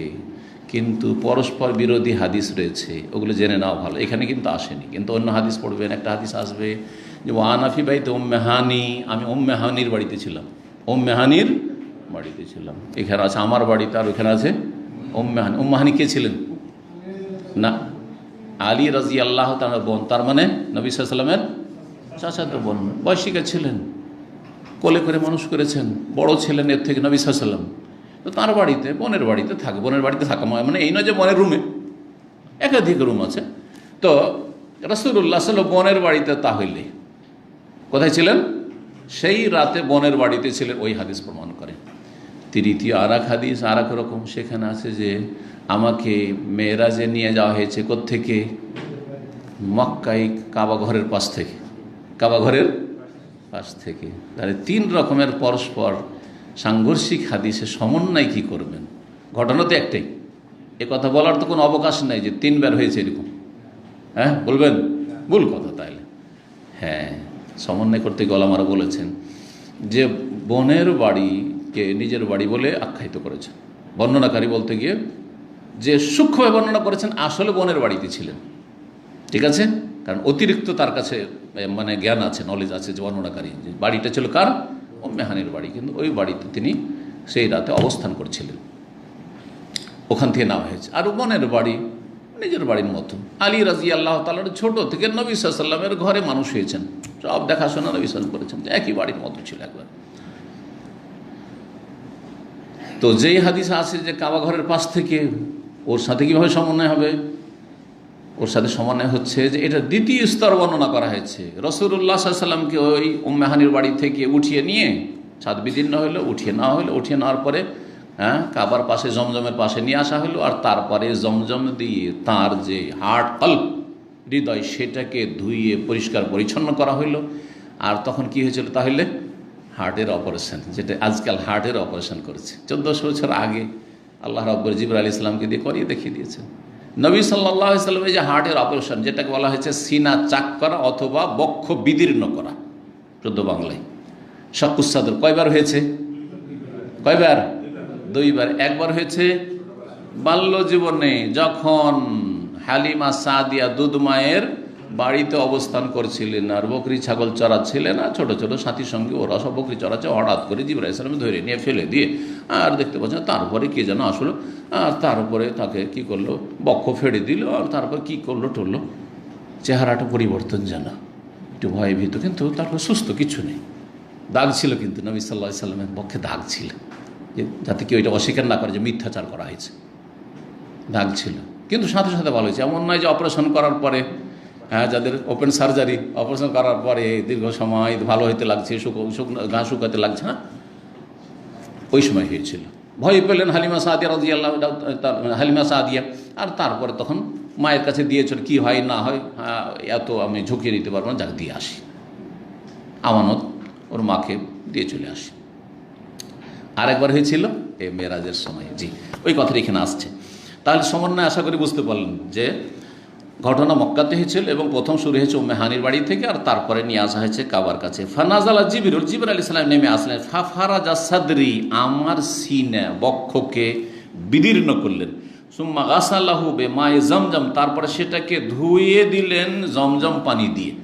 মানুষের কলবে যেমন ভালো বৈশিষ্ট্য আছে, ভালো গুণ আছে, ভালো শক্তি আছে, তেমনই মন্দ শক্তি আছে। মানুষের প্রত্যেক মানুষের আছে, কারো মধ্যে বেশি, কারোর মধ্যে কম, কারোর মধ্যে ভালো শক্তি বেশি আছে, ভালো গুণ বেশি আছে, ওটা বেশি শক্তিশালী, আর কারোর মধ্যে মন্দ গুণটা বেশি আছে, যার ফলে সবসময় মন্দর দিকে যায়।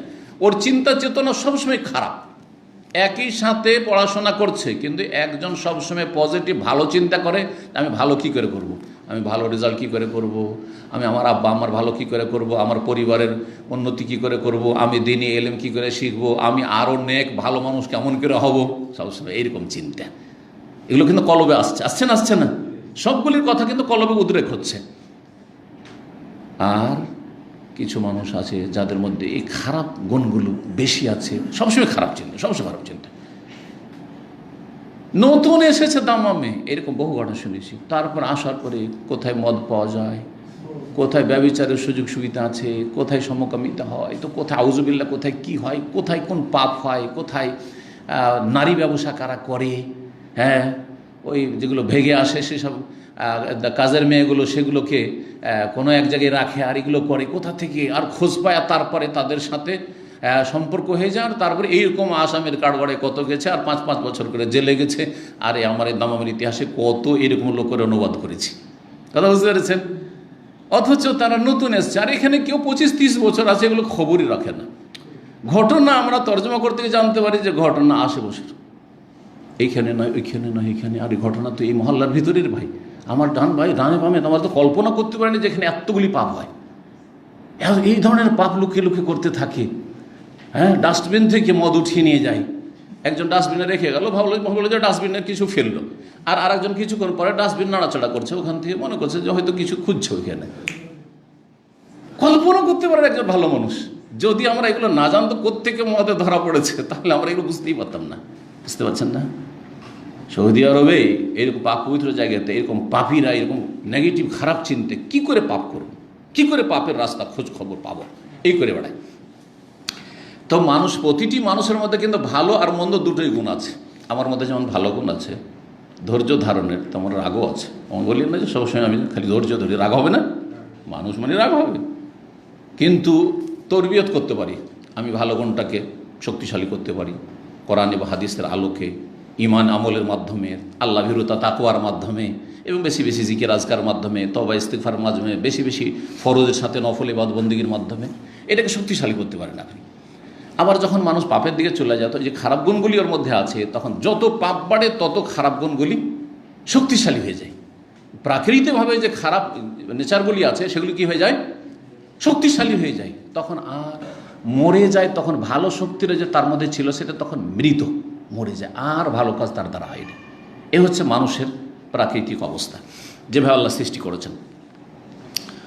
তো রাসূলুল্লাহ সাল্লাল্লাহু আলাইহি ওয়াসাল্লামকে যতগুলি মানুষ হিসাবে ত্রুটি থাকতে পারে, ভিতরে হিংসা নেই, বিদ্বেষ নেই, মানুষের একটু কিছু হইলে, মনোমালিন্য হইলে সংকীর্ণতা, উদারতা নেই, এগুলো খারাপ গুণ না? সব এগুলো দূর, যতগুলি খারাপ দিক হইতে পারে। জমজম পানি দিয়ে ধুয়ে দিলেন। সুম্মা জাআবে তাসতিম মিন যাহাব, আর তারপরে একটি স্বর্ণের তস্ত, বাংলাতে তস্ত শব্দটি কিন্তু আমরা দেখেছি ব্যবহার হইতো। হ্যাঁ, ওই যে হাত ধোয়াইতে মেহমানদের আপনার পিতলের বা কাঁসার নিয়ে আসতো না, ওটা কি বলতো? সেলেমচি বলে বা সেলেমচি বলে আমাদের এলাকায়, কিন্তু ওইটা আসলে তস্ত। ওইটার নাম কি? তাস্ত। একটা পাত্র, তাস্ত এখানে পাত্র, সেটা সেই রকমের হোক অথবা অন্য রকমের হোক। কিসের ছিল সেটা? স্বর্ণের ছিল। মুমতালি ইন হিকমাতান ওয়া ঈমানান, যেটা জ্ঞান এবং ঈমানে ভরপুর ছিল। ওই পাত্রে কি ভরা ছিল? জ্ঞান, হিকমত মানে প্রজ্ঞা, জ্ঞান, ইলম, আর ঈমানে ভরা ছিল। তো পূর্ণ ঈমান এবং পূর্ণ জ্ঞান দিয়ে ভরে দিলেন কে? জিবরাইল আলাইহিস সালাম রাসূলুল্লাহ সাল্লাল্লাহু আলাইহি ওয়াসাল্লামের কলবটিকে, জি, অস্ত্রোপচার করে, বক্ষ বিদীর্ণ করে। ফাফরাগাহু ফি সাদরি, তারপরে কি করলেন? সেটাকে ঢেলে দিলেন আমার সিনাই, সদর, আমার বক্ষে যেই হিকমত আর ঈমান ছিল সেটাকে একবার ঢেলে দিলেন। সুম্মা আতবাকাহু, তারপরে সেটাকে বন্ধ করে দিলেন। বক্ষ যে বিদীর্ণ করেছেন আবার কি করলেন? বন্ধ করে দিলেন, সেলাই করে দিলেন। সুম্মা আখাযা বিয়াদি, তারপর আমার হাতটা ধরে নিলেন কে? জিবরাইল আলাইহিস সালাম। ফারাজা ইলা সামাই দুনিয়া, তারপরে আমাকে নিয়ে উঠলেন নিকটবর্তী আকাশের উদ্দেশ্যে। কত সংক্ষেপ করে দিলেন! জমিনি সফর, এখন মক্কাতে এইটা হইল বক্ষ বিদীর্ণ, আর তারপরে বাইতুল মুকাদ্দাসের সফরের কথা কিন্তু এখানে উল্লেখই হইল না। আল্লাযী আসরা বিআবদিহি লাইলাম মিনাল মাসজিদিল হারাম ইলাল মাসজিদিল আকসা, এই হাদিসে কিন্তু আসলো না, এই যে সংক্ষেপ করে দেওয়া হয়েছে। এখন শুরু হয়ে গেল কি? আকাশের আলোচনা। সুম্মা যেহেতু এলা সামাই দুনিয়া, তারপরে আসলাম আমি নিকটবর্তী আকাশ, মানে প্রথম আকাশে। দুনিয়ার আকাশ, দুনিয়াকে দুনিয়া কেন বলা হয়? দুটি অর্থ এর। একটি অর্থ হচ্ছে দনুগুণ থেকে দুনিয়া মানে নিকটবর্তী, তো আখেরাতের তুলনায় দুনিয়া আমাদের নিকটবর্তী। ভূমিষ্ঠ হলে দুনিয়াতে 50-60 বছর, 70-80 বছর, 100 বছর, হ্যাঁ। আর তারপরে আখেরাত হচ্ছে, আখেরাত কেন? আখের মানে পরে, শেষে, এর পরে, দুনিয়ার পরে আখেরাত, আখেরাতকে আখেরাত বলা হয়। আর দুনিয়াকে দুনিয়ার নামকরণ এই জন্য হয়েছে, আর একটি কারণ, দুনিয়া দানা আতুন থেকে, হ্যাঁ, বা দানিয়ন থেকে, দানা আতুন মাজদার। দানা আতুন মানে হচ্ছে নিকৃষ্ট, নিকৃষ্ট। তো পরকালের তুলনায়, পরকালের সুখ শান্তির তুলনায় দুনিয়া নিকৃষ্ট। দুনিয়ার যদি কোটি কোটিপতি হয়ে যান, সারা দুনিয়ার যদি রাজত্ব পেয়ে যান, তবুও আখেরাতে জান্নাতের সামান্য একটু জায়গার তুলনায় তুচ্ছ, নিকৃষ্ট। দুনিয়া মানুষের ঈমান আমলকে, চরিত্রকে ধ্বংস করে দেয়। যত পয়সা হচ্ছে অধিকাংশ লোক খারাপ হয়ে যাচ্ছে, অল্প কিছু লোক ভালো হচ্ছে। পয়সা হইলেই খারাপ, ক্ষমতা পেলেই খারাপ, ক্ষমতা না পেলে সোজা থাকতো, বুঝা গেছে? তা আল্লাহ যে আমাকে আপনাকে বেশি পয়সা দিচ্ছেন না, এতে অনেক হিকমত আছে হয়তো। আল্লাহ ভালো জানছেন যে একে যদি বেশি পয়সা দিয়ে দিই তো সীমা লঙ্ঘন করবে।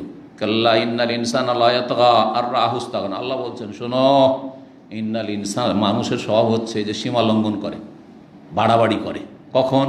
আর রাহু ইসতাগনা, যখন দেখে যে আমি অমুখাপেক্ষী হয়ে গেছি, অভাবমুক্ত হয়ে গেছি, পয়সার কোনো অভাব নেই, কারো ধারধারি নেই, আমার জনবলের দরকার নেই, আমার কাছে আছে সব কিছু, বাহিনী আছে, আমার লাঠিয়াল বাহিনী আছে, হ্যাঁ, আমার দলের অনুসারীরা আছে, আমার ভক্তরা আছে না।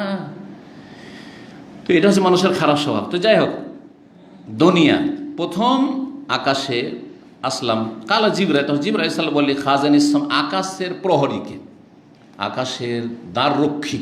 খাজেন আকাশের দ্বার রক্ষী বলতে পারেন, বা দ্বারের যে আপনার প্রহরী, পাহারাদার, হারিস, তাকে বলেন ইফতাহ, খোলো। কালা মান হাজা, কে ইনি? কালা জিবরিল, তখন জিবরাইল আলাইহিস সালাম কি বললেন? আকাশের আল্লাহ রাব্বুল আলামিনের পরে আকাশবাসীর নেতাকে জিবরাইল আলাইহিস সালাম। অথচ তার মধ্যে এই অহংকার নেই, আরে আমি আকাশে আসছি আর তুমি আমাকে কে জিজ্ঞেস করছো? চিন্তা করুন তো, দেশের একটা এমপিকে আপনি কে বলছেন? আরে কি যে অকথ্য ভাষায় গাল দেওয়া শুরু করবে, তার আসল মুখোশ খুলে যাবে যে কি চরিত্রের লোক, ঠিক না? আরে তুমি একজন পুলিশ আর তুমি আমাকে চারজন কে বলছেন? যা বলছি তাই করো, বলছে না? বলছেন আজকাল। আউযু বিল্লাহি মিনাশ শাইতানির রাজিম। জিবরাইল আলাইহিস সালাম আমাদেরকে উত্তম চরিত্র শিখিয়েছেন, কত বিনয়ী, কত নমনীয় একজন সাধারণ ফেরেশতা, গেটম্যান আকাশের। জিজ্ঞেস করছে মান হাজা, কে? তখন কি বলছেন? জিবরাইল, মানে আনা জিবরাইল, আমি হচ্ছে জিবরাইল। তাহলে এখান থেকে আমরা কি আদব শিখলাম? আপনার স্ত্রী, আপনি গেটে গেছেন, যদি বলে কে, বলছে আমি খোলো, আপনার সবাই এরকমটাই করবেন, তাই না? আরে আমি খোলো। আপনার আওয়াজ তো শয়তান নকল করতে পারে। এটা খারাপ চরিত্রের লোক, অসৎ নিয়ত নিয়ে আপনার বাড়িতে ঢুকছে চুরি ডাকাতির জন্য অথবা ধর্ষণের জন্য, হতে পারে না? আর শয়তান সেখানে সহযোগিতা করছে, শয়তান আওয়াজটা মিলিয়ে দিল সেম আপনার আওয়াজ করে, আমি খোলো, আদিল ফট করে খুলে, দুর্ঘটনা করতে পারে না? তো আপনার বেকুফি না এটা যে আপনি রাগ করবেন? আরে আমাকে জিজ্ঞাসা করছো। যদি স্ত্রী বলে আরে তুমি আমি কেন করছো, বলো যে আমি অমুক বলছি, অমুকের আব্বা বলছি, আস্তাগফিরুল্লাহ। তাহলে আমাদেরকে শিখতে হবে, বাড়িতে ঢুকলে বাসায় গেলে কি বলবেন? আমি আব্দুল্লাহ বলছি, হ্যাঁ আমি আব্দুল্লাহর বাপ বলছি, এবার বলেন অমুক বলছি। কিন্তু কথা আমি বলছি, তুমি বুঝতে পারো না আওয়াজে? না না না, খবরদার না, এরকম করবেন না। জিবরাইল আলাইহিস সালাম বলছেন আমি জিবরাইল। কাল হাল মাক আহাদ, আপনার সাথে কেউ আছে নাকি? আরো তদন্ত করছেন। আরে তোমার জিজ্ঞাসা করার কি অধিকার আছে? আমি বলছি বলো, আমি তো নেতা এখানকার, ঠিক না?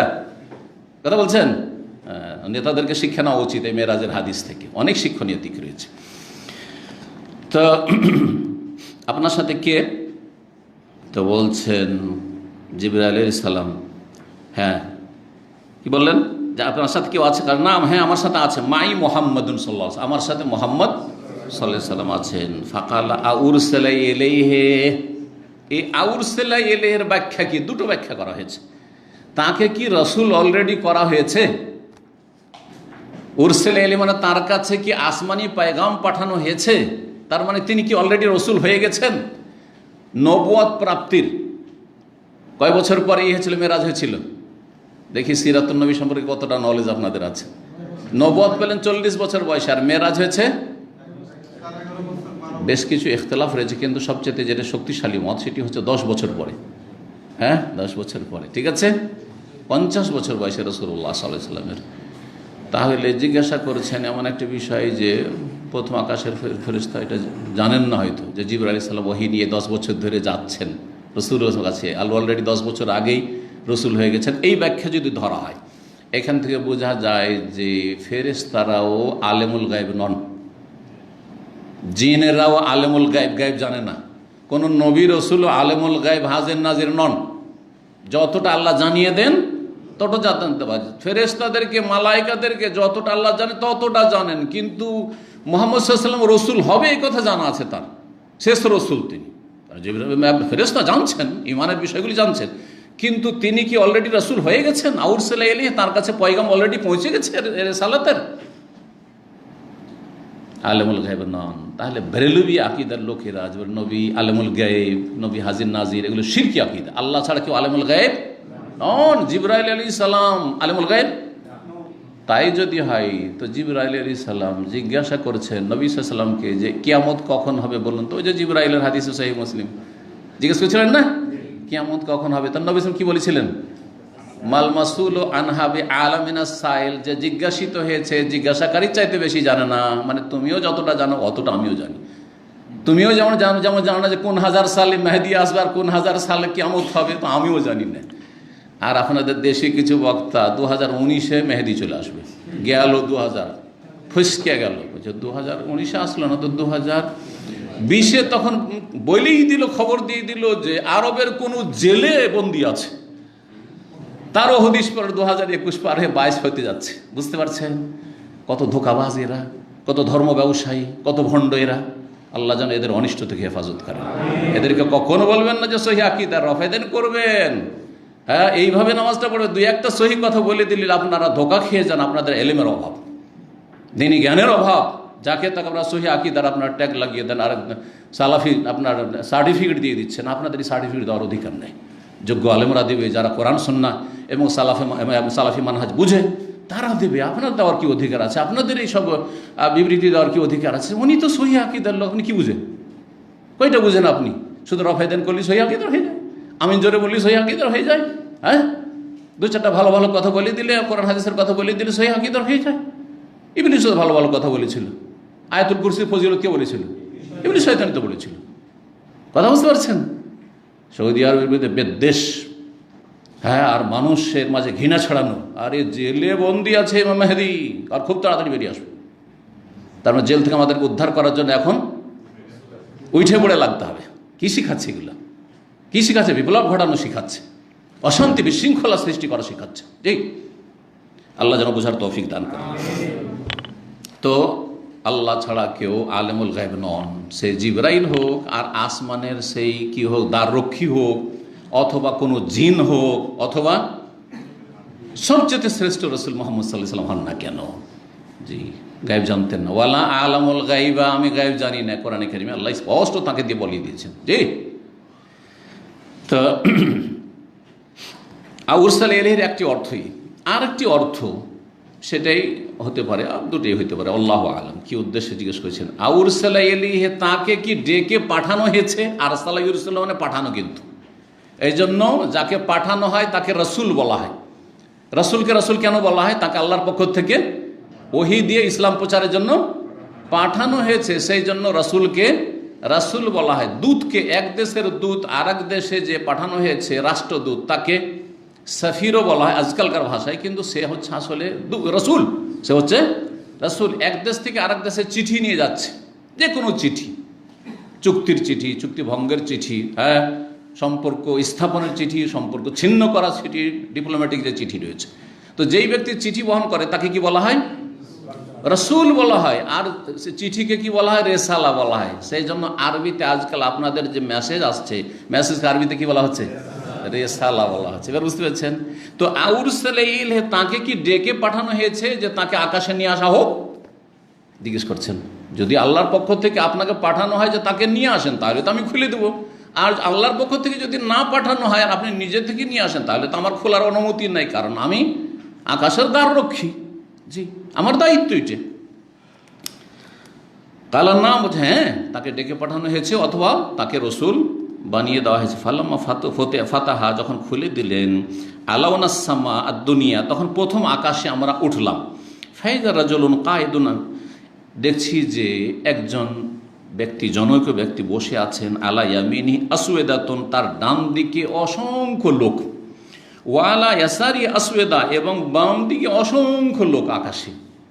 আসওয়াদা সওয়াদের বহুবচন, সওয়াদ কোনো ব্যক্তিকে বলা হয়, আসওয়াদা অনেক ব্যক্তি, মানে অসংখ্য মানুষ। ডান দিকে অসংখ্য মানুষ, বাম দিকে অসংখ্য মানুষ। ইযা নাযারা কিবালা ইয়ামিনিহি যাহিকা, যখন ডান দিকে তাকাচ্ছেন উনি, তখন হেসে দিচ্ছেন। ডান দিকে দেখলে হাসি চলে আসছে, হাসছেন, খুশি হচ্ছেন। ওয়াইদা নাজারা কিবালা ইয়াসির, যখন একবার বাম দিকে দেখছেন, তখন বাকা, কান্না করে দিচ্ছেন। বাম দিকে দেখলে কান্না করছেন। তো আশ্চর্য ঘটনা যে কি, একই লোক এদিকে তাকাইলে হাসছে, এদিকে তাকালে কাঁদছে। এই দৃশ্য দেখলেন।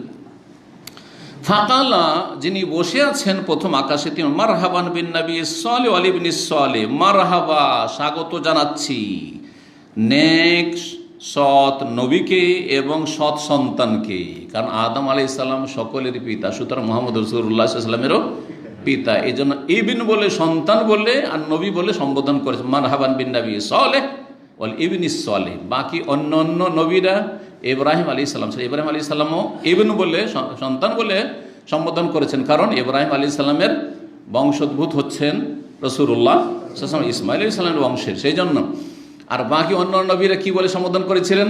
মারহাবান বিন নবী সালেহ ওয়াল আখি সালেহ, মারহাবা বলছি, স্বাগত জানাচ্ছি নেক নবীকে, সৎ নবীকে, এবং নেক ভাইকে, নেক ভ্রাতাকে।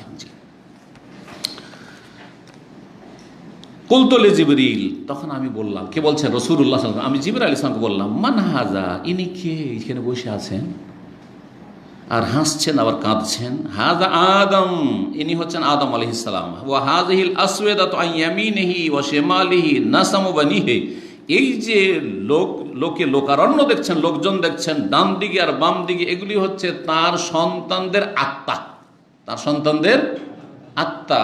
জি, নাসাম বা নাসমাতুন মানে হচ্ছে আত্মা। আহলুল ইয়ামিন মিনহুম আহলুল জান্নাহ, যারা ডান দিকে অবস্থান করছে অসংখ্য মানুষ, তারা হচ্ছে জান্নাতি। ওয়াল আসওয়াদাতুল্লাতি আন শিমালিহি, আর ইব্রাহিম কি বলছেন, আদম আলাইহিস সালামের বাম দিকে যারা অবস্থান করছেন তারা হচ্ছে আহলুন নার, জাহান্নামী। তো জান্নাতীদেরকে দেখলে আমার সন্তান এরা জান্নাতি, খুশি হয়ে যাচ্ছেন, হাসছেন। যখন বাম দিকে নজর দিচ্ছে, ওফ এত অসংখ্য আমার সন্তান, এরা সব জাহান্নামে জ্বলবে, আগুনে জ্বলবে, তখন কেঁদে দিচ্ছেন তিনি। ফায়জা নাজার আইয়ামিনী দাহিকা, যখন ডান দিকে দেখছেন তখন হাসছেন। ফয়জা নাজারাকে বলা শেমালি, বাম দিকে যখন তাকাচ্ছেন তখন বাঁকা কেঁদে দিচ্ছেন। হাত্তা আরাজাবি ইলা সামাই সানিয়া, তারপরে দ্বিতীয় আকাশে নিয়ে গেলেন। ফাকাল আলী খাজেনেহা, দ্বাররক্ষীকে বললেন ইফতা খোলো। কাল আল্লাহু খাজেন ইসলাম আকাল আল আউ্য়াল, তখন সেই দ্বিতীয় আকাশের যে দ্বাররক্ষী তিনি সেই রকমই বললেন যেমন প্রথম আকাশের দ্বাররক্ষী বলেছিলেন, মানে জিজ্ঞাসা, কে আপনি? জিবরাইল, আপনার সাথে কেউ আছে নাকি? হ্যাঁ, কে আছে? মুহাম্মদ সাল্লাল্লাহু আলাইহি সাল্লাম, তাকে কি আনতে বলা হয়েছে বা তিনি কি রসুল হয়ে গেছেন অলরেডি? এই জিজ্ঞাসা এতগুলো সংক্ষেপ করে দেওয়া হলো। ফাফাতাহা, তারপরে দ্বিতীয় আকাশ খুলে দেওয়া হলো। কালা আনাস, আনাল বলছেন ফাযাকারা, বর্ণনাকারী উল্লেখ করেছেন আন্নাহু ওয়াজাদা। আনাস কার থেকে বর্ণনা করেছেন হাদিসটা এখানে দেখুন, প্রথমখানে আনাস, হ্যাঁ মনে আছে, আবুজার সাহাবী থেকে, আবুজার সাহাবী থেকে বর্ণনা করেছেন। তো বলছেন যে ফাযাকারা, উল্লেখ করেছেন, আনাস বলছেন মানে উল্লেখ করেছেন তার ওস্তাদ কে, আবুজার রাদিয়াল্লাহু তাআলা আনহু। বলছেন তিনি উল্লেখ করেছেন আন্নাহু ওয়াজাদা ফিস সামাওয়াতি, আকাশগুলিতে পেয়েছিলেন আদম আলাইহিস সালামকে, ইদ্রিসকে, মূসাকে, ঈসাকে, ইব্রাহিমকে, সালাওয়াতুল্লাহি আলাইহিম ওয়াসসালামু আলাইহিম। জি, সালাওয়াতুল্লাহি ওয়াসসালামু আলাইহিম। জি, আল্লাহর সালাত এবং সালাম তাদের উপর বর্ষিত হোক। এদেরকে পেয়েছিলেন, এখানেও সংক্ষেপ করে দেওয়া হয়েছে, কিন্তু আর কোন আকাশে কোন নবীকে পেয়েছিলেন এ কথা বলা হইল না। কিন্তু আমরা সিরাতুন নবীতে আলোচনা করেছি ধারাবাহিক, প্রত্যেক আকাশে কোন কোন নবীকে পেয়েছিলেন সেই বিষয়গুলি সংক্ষেপে বলে দিই। প্রথম আকাশে পেয়েছিলেন কাকে? আদম আলাইহিস সালামকে। দ্বিতীয় আকাশে পেয়েছিলেন দুইজন নবীকে, কে বলতে পারে? না, ইয়াহিয়া এবং ঈসা আলাইহিস সালাম, ইয়াহিয়া এবং ঈসা আলাইহিস সালাম। তৃতীয় আকাশে পেয়েছিলেন ইউসুফ আলাইহিস সালামকে। চতুর্থ আকাশে পেয়েছিলেন ইদ্রিস আলাইহিস সালামকে। জি, ওয়া রাফা'নাহু মাকানান আলিয়্যা, আল্লাহ রাব্বুল উচ্চ স্থানে চতুর্থ আকাশে ইদ্রিস আলাইহিস সালাম। পঞ্চম আকাশে পেয়েছিলেন হারুন আলাইহিস সালামকে, মূসা আলাইহিস সালামের ভাই। ষষ্ঠ আকাশে পেয়েছিলেন মূসা আলাইহিস সালামকে। সপ্তম আকাশে পেয়েছিলেন ইব্রাহিম আলাইহিস সালামকে। সাত আকাশের উপর ইব্রাহিম আলাইহিস সালাম। এইভাবে ধারাবাহিকভাবে অন্যান্য বেশ কিছু রিওয়ায়াতে এইভাবে বর্ণনা করা হয়েছে, এখানে সংক্ষেপ করে দেওয়া হয়েছে। বলছেন যে উল্লেখ করেছেন নবীদের নাম, ওয়ালাম ইউসুবেদ কাইফা মানাজিলুহুম, কিন্তু তিনি বিষয়টি সুস্পষ্ট করেননি যে তাদের অবস্থান কার কোথায় ছিল, কোন আকাশে কোন নবী ছিলেন। গায়রা আন্নাহু যাকারা, তাহলে আবুজার রাদিয়াল্লাহু তাআলা আনহু থেকে যখন আনাস বর্ণনা করেছেন তখন ক্লিয়ার করেনি, কিন্তু অন্যান্য বর্ণনাকারী যারা তারা সবগুলি তরতিবের সাথে সিরিয়ালি নামগুলি বর্ণনা করেছেন। গায়রা আন্নাহু যাকারা, তবে তিনি উল্লেখ করেছেন আন্নাহু ওয়াজাদা আদম ফিস সামাইদ দুনিয়া, আদম আলাইহিস সালামকে প্রথম আকাশে পেয়েছিলেন, আর ইব্রাহিম আলাইহিস সালামকে ফিস সামাই সাদেসা, ষষ্ঠ আকাশে। এটাও তথ্যগত ভুল এই অংশটুকু। ইব্রাহিম আলাইহিস সালাম কোথায় পেয়েছিলেন? সপ্তম আকাশে। সপ্তম আকাশ, ষষ্ঠ আকাশে না, ষষ্ঠ আকাশে পেয়েছিলেন কাকে? মূসা আলাইহিস সালামকে। কাল আনাস ফালাম্মা জিবরিল বিন নবী সাল্লাল্লাহু ইদ্রিস, যখন জিবরাইল আলাইহিস সালাম ইদ্রিস আলাইহিস সালামের ওখান দিয়ে অতিক্রম করলেন, কাল মারহাবান বিন নবী সাল্লাল্লাহু আলাইহি সাল্লাম, মারহাবা বলছি, স্বাগত জানাচ্ছি পুণ্যবান নবীকে এবং নেক পুণ্যবান ভ্রাতাকে। ফাকুলতু, তখন আমি বললাম, মান হাজা, ইনি আবার কে? কালা বলছে হাজা ইদ্রিস, ইনি হচ্ছে ইদ্রিস আলাইহিস সালাম। আমার তবে মুসা, মুসা আলাইহিস সালাম হয়ে অতিক্রম করলাম। কাল মারহাবা বিন নবী সাল্লাল্লাহু আলাইহি সাল্লাম, মুসা আলাইহিস সালাম কি ভাই বললেন? মুসা আলাইহিস সালাম, কারণ নবীরা হচ্ছে ভাই, নবীরা হচ্ছে ভাইয়ের মতো। জি, একমাত্র ইব্রাহিম আলাইহিস সালাম আর আদম আলাইহিস সালাম ছাড়া। ফাকুলতু মান হাজা, আমি বললাম যে কে? কালা হাজা ইদ্রিস, ইদ্রিস হয়ে গেছে, মুসা আলাইহিস সালাম হয়ে গেল। সুম্মা মারারতু বিবি ঈসা, তারপরে ঈসা আলাইহিস সালাম হয়ে অতিক্রম করলাম। এখানে আগে পরে হয়ে গেছে, ঈসা আলাইহিস সালামের সাথে আগে দেখা হয়েছে, তারপরে পরে গিয়ে দেখা হয়েছে মুসা আলাইহিস সালামের সাথে। কালা মারহাবান বিল আখিস সালেহ ওয়ান নবী সালেহ, মারহাবা বলেন। কুলতু মান হাজা, ইনি কে? হাজা ঈসা, ইনি হচ্ছেন ঈসা আলাইহিস সালাম। ইয়াহিয়ার কথা এখানে আসেনি, অথচ একই আকাশে ঈসা ইয়াহিয়া আলাইহিস সালাম দুজনের সাথে সাক্ষাৎ হয়েছিল। সুম্মা মারারতু বি ইব্রাহিম, তারপর আমি অতিক্রম করলাম ইব্রাহিম আলাইহিস সালামের কাছ হয়ে। ফাকাল বলেন মারহাবান বিন নবী সালেহ ওয়াল ইবনি সালেহ, মারহাবা বলছি, স্বাগত জানাচ্ছি পুণ্যবান নবীকে এবং পুণ্যবান সন্তানকে। কুলতু মান হাজা, আমি বললাম জিবরাইলকে, ইনি আবার কে?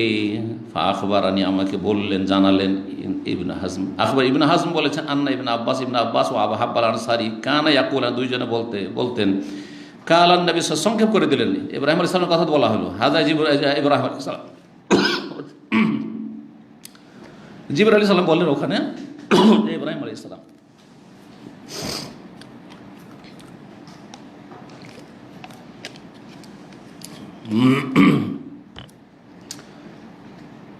কি বলছিলাম যে ইব্রাহিম আলাইহিস সালামের কথা আসলো শেষখানে।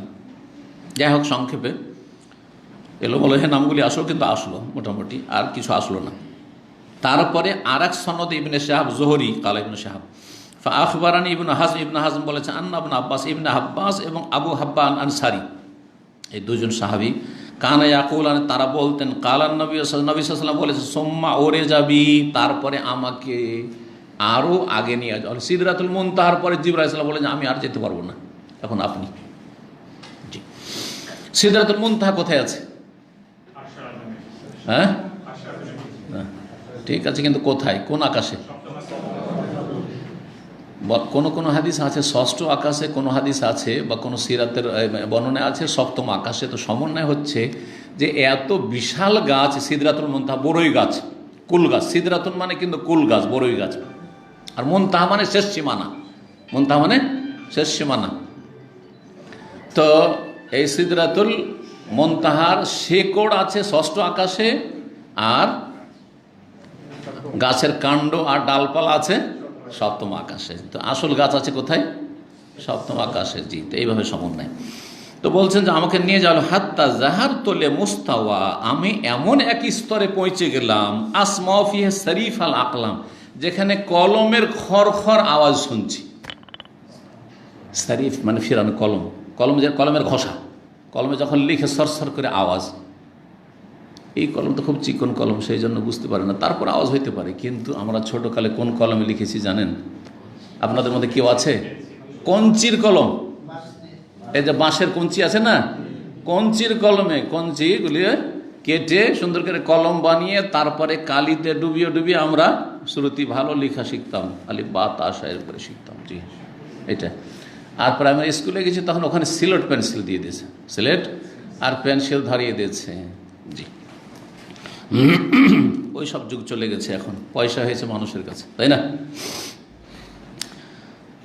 সুবহানাল্লাহ। লহে মাহফুজে লেখা হচ্ছে, কি লেখা হচ্ছে? যা কিছু লেখা হচ্ছে লহে মাহফুজে লেখা। লহে মাহফুজে যা লেখা হচ্ছে, কলম লিখছে, তার আওয়াজ পাচ্ছেন কে? রাসূলুল্লাহ। কত তাহলে আল্লাহ রাব্বুর নিকটবর্তী হয়েছেন। জি, কালা ইবনে হাজম আনাস মালিক, ইবনে হাজম আনাস মালিক বলছেন, কালান নবী সাল্লাল্লাহু আলাইহি ওয়াসাল্লাম বলেছেন, ফাফারাদাল্লাহু আলা উম্মতি 50 সালাতান, আল্লাহ রাব্বুর আমার উম্মতের 50 সালাত ফরজ করলেন। ফারাজাতু বিযালিক, এই নিয়ে আমি ফেরত হইলাম, ফিরে আসলাম। হাত্তা মারারতু আলা মুসা, আমি অতিক্রম করলাম মুসা আলাইহিস সালামের পাশ হয়ে।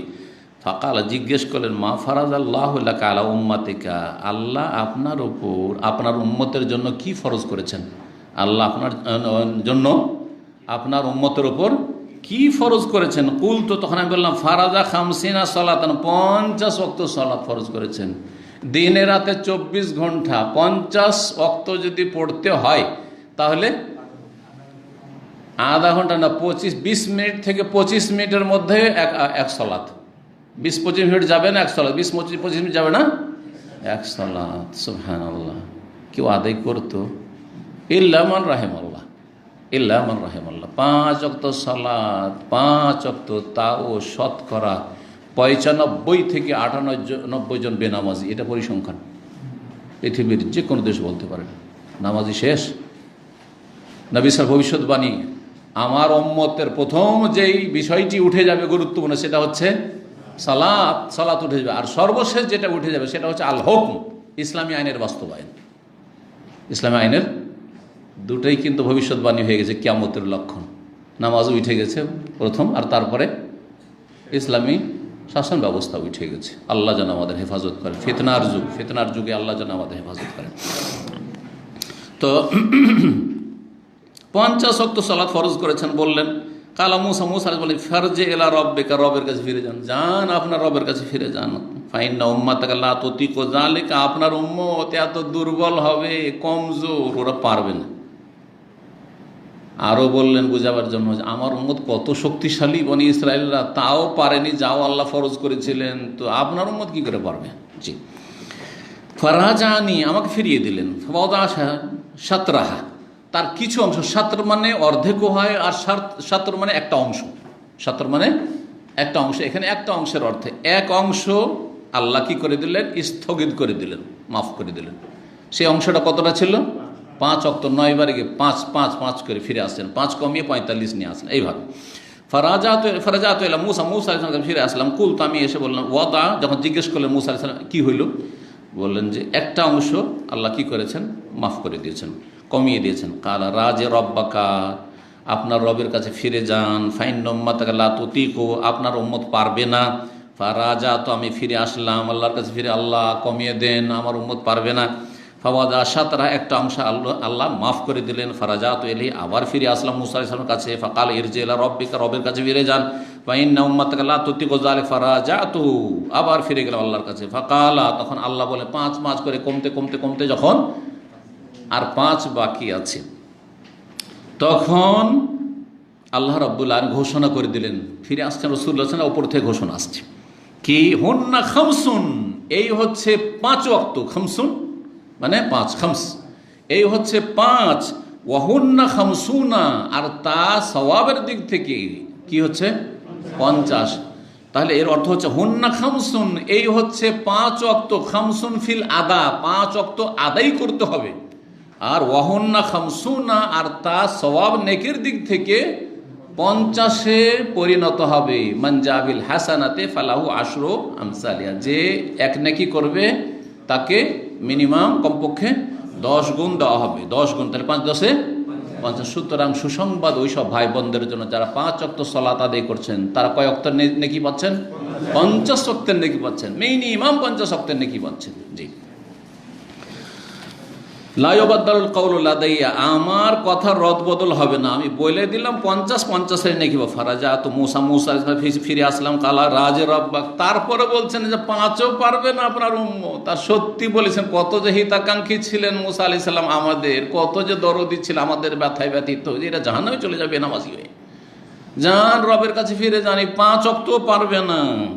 ফাকুল, তো তখন নবী সাল্লাল্লাহু আলাইহি ওয়াসাল্লাম বলছেন, আমি বললাম, ইস্তাহিয়াইতু মির রব্বি, আমার রবের কাছে যেতে আমি লজ্জা পেয়ে গেছি, কত যাব, 9 বার হয়ে গেল, আমার রবের কাছে যেতে লজ্জা পেয়ে গেছি, আর যেতে পারবো না, যা হবে হবে। সুম্মান তালাকাবি, তারপর আমাকে নিয়ে চলে, হাত্তা ইনতাহা ইলা সিদরাতুল মুনতাহা, এই অতঃপর নাই, সেখানে ফিরে আসার আগে সিদরাতুল মুনতাহা গিয়েছিলেন, কিন্তু এখানে পরে বর্ণনা করা হচ্ছে। সিদরাতুল মুনতাহা, সেই বড়ই গাছের কাছে গেলেন। ওয়া গাশিয়াহা আলওয়ানুন, সেই বড়ই গাছটি এত অসাধারণ অলৌকিকত্ব সম্পন্ন গাছ যে সেটাকে রকমারি রঙে ঢেকে আছে, এমন সুন্দর সুন্দর রঙে ঢাকা সেই গাছটি। লা আদ্রি মাহিয়া, সেই রঙগুলি যে কিসের তাও বুঝি না, আর কিসের সেই জিনত অলঙ্কার তাও আমি উপলব্ধি করতে পারছি না। সুম্মা উদখিলতুল জান্নাহ, তারপর আমাকে জান্নাতে নিয়ে যাওয়া হইল। তাই নবী সাল্লাল্লাহু আলাইহি ওয়াসাল্লাম জান্নাতে ঘুরেছেন, দেখে জান্নাতের নিয়ামত দেখে। ফাইদা ফিহা, তাতে গিয়ে দেখলাম হাবাইলুল লুলু, মণি মুক্তার, সেখানে মালা সমূহ রয়েছে, হার রয়েছে। ওয়াইদা তোরা বহাল মিসকু, আর জান্নাতের মাটি দেখলাম যে ফ্লোর মাটি, সেটা ছিল কিসের, মিস্ক, যে মৃগ নাভি, যে হরিণের মৃগ নাভি থেকে যে সবচেয়ে মূল্যবান সুগন্ধি হয়, সেই সুগন্ধি হচ্ছে জান্নাতের হলো জান্নাতের মাটি, এই দেখলাম। জি, কস্তুরী, যেটাকে বলা হয় বাংলায় কস্তুরী বলা হয়ে থাকে। ওয়াইদা তোরা বহা, জান্নাতের মাটি হচ্ছে কস্তুরীর মাটি। এখানেই আজকের আলোচনা শেষ হলো। আল্লাহ রাব্বুল আলামিনের কাছে দোয়া করি, আল্লাহ যেন আমাদের সঠিক পথে রাখেন, 5 ওয়াক্ত সালাতের হেফাজতের আজীবন তৌফিক দান করেন। আল্লাহ রাব্বুল আলামিন যেন আমাদের মাঝে যারা এই 5 ওয়াক্ত সালাতে ঘাটতি করে তাদেরকে আল্লাহ যেন হেদায়েত নসিব করেন এবং তাদেরকে ফিরে আসার তৌফিক দান করেন। ওয়া সাল্লাল্লাহু আলা নবিয়িনা মুহাম্মদ ওয়া আলা আলিহি ওয়া সাহবিহি।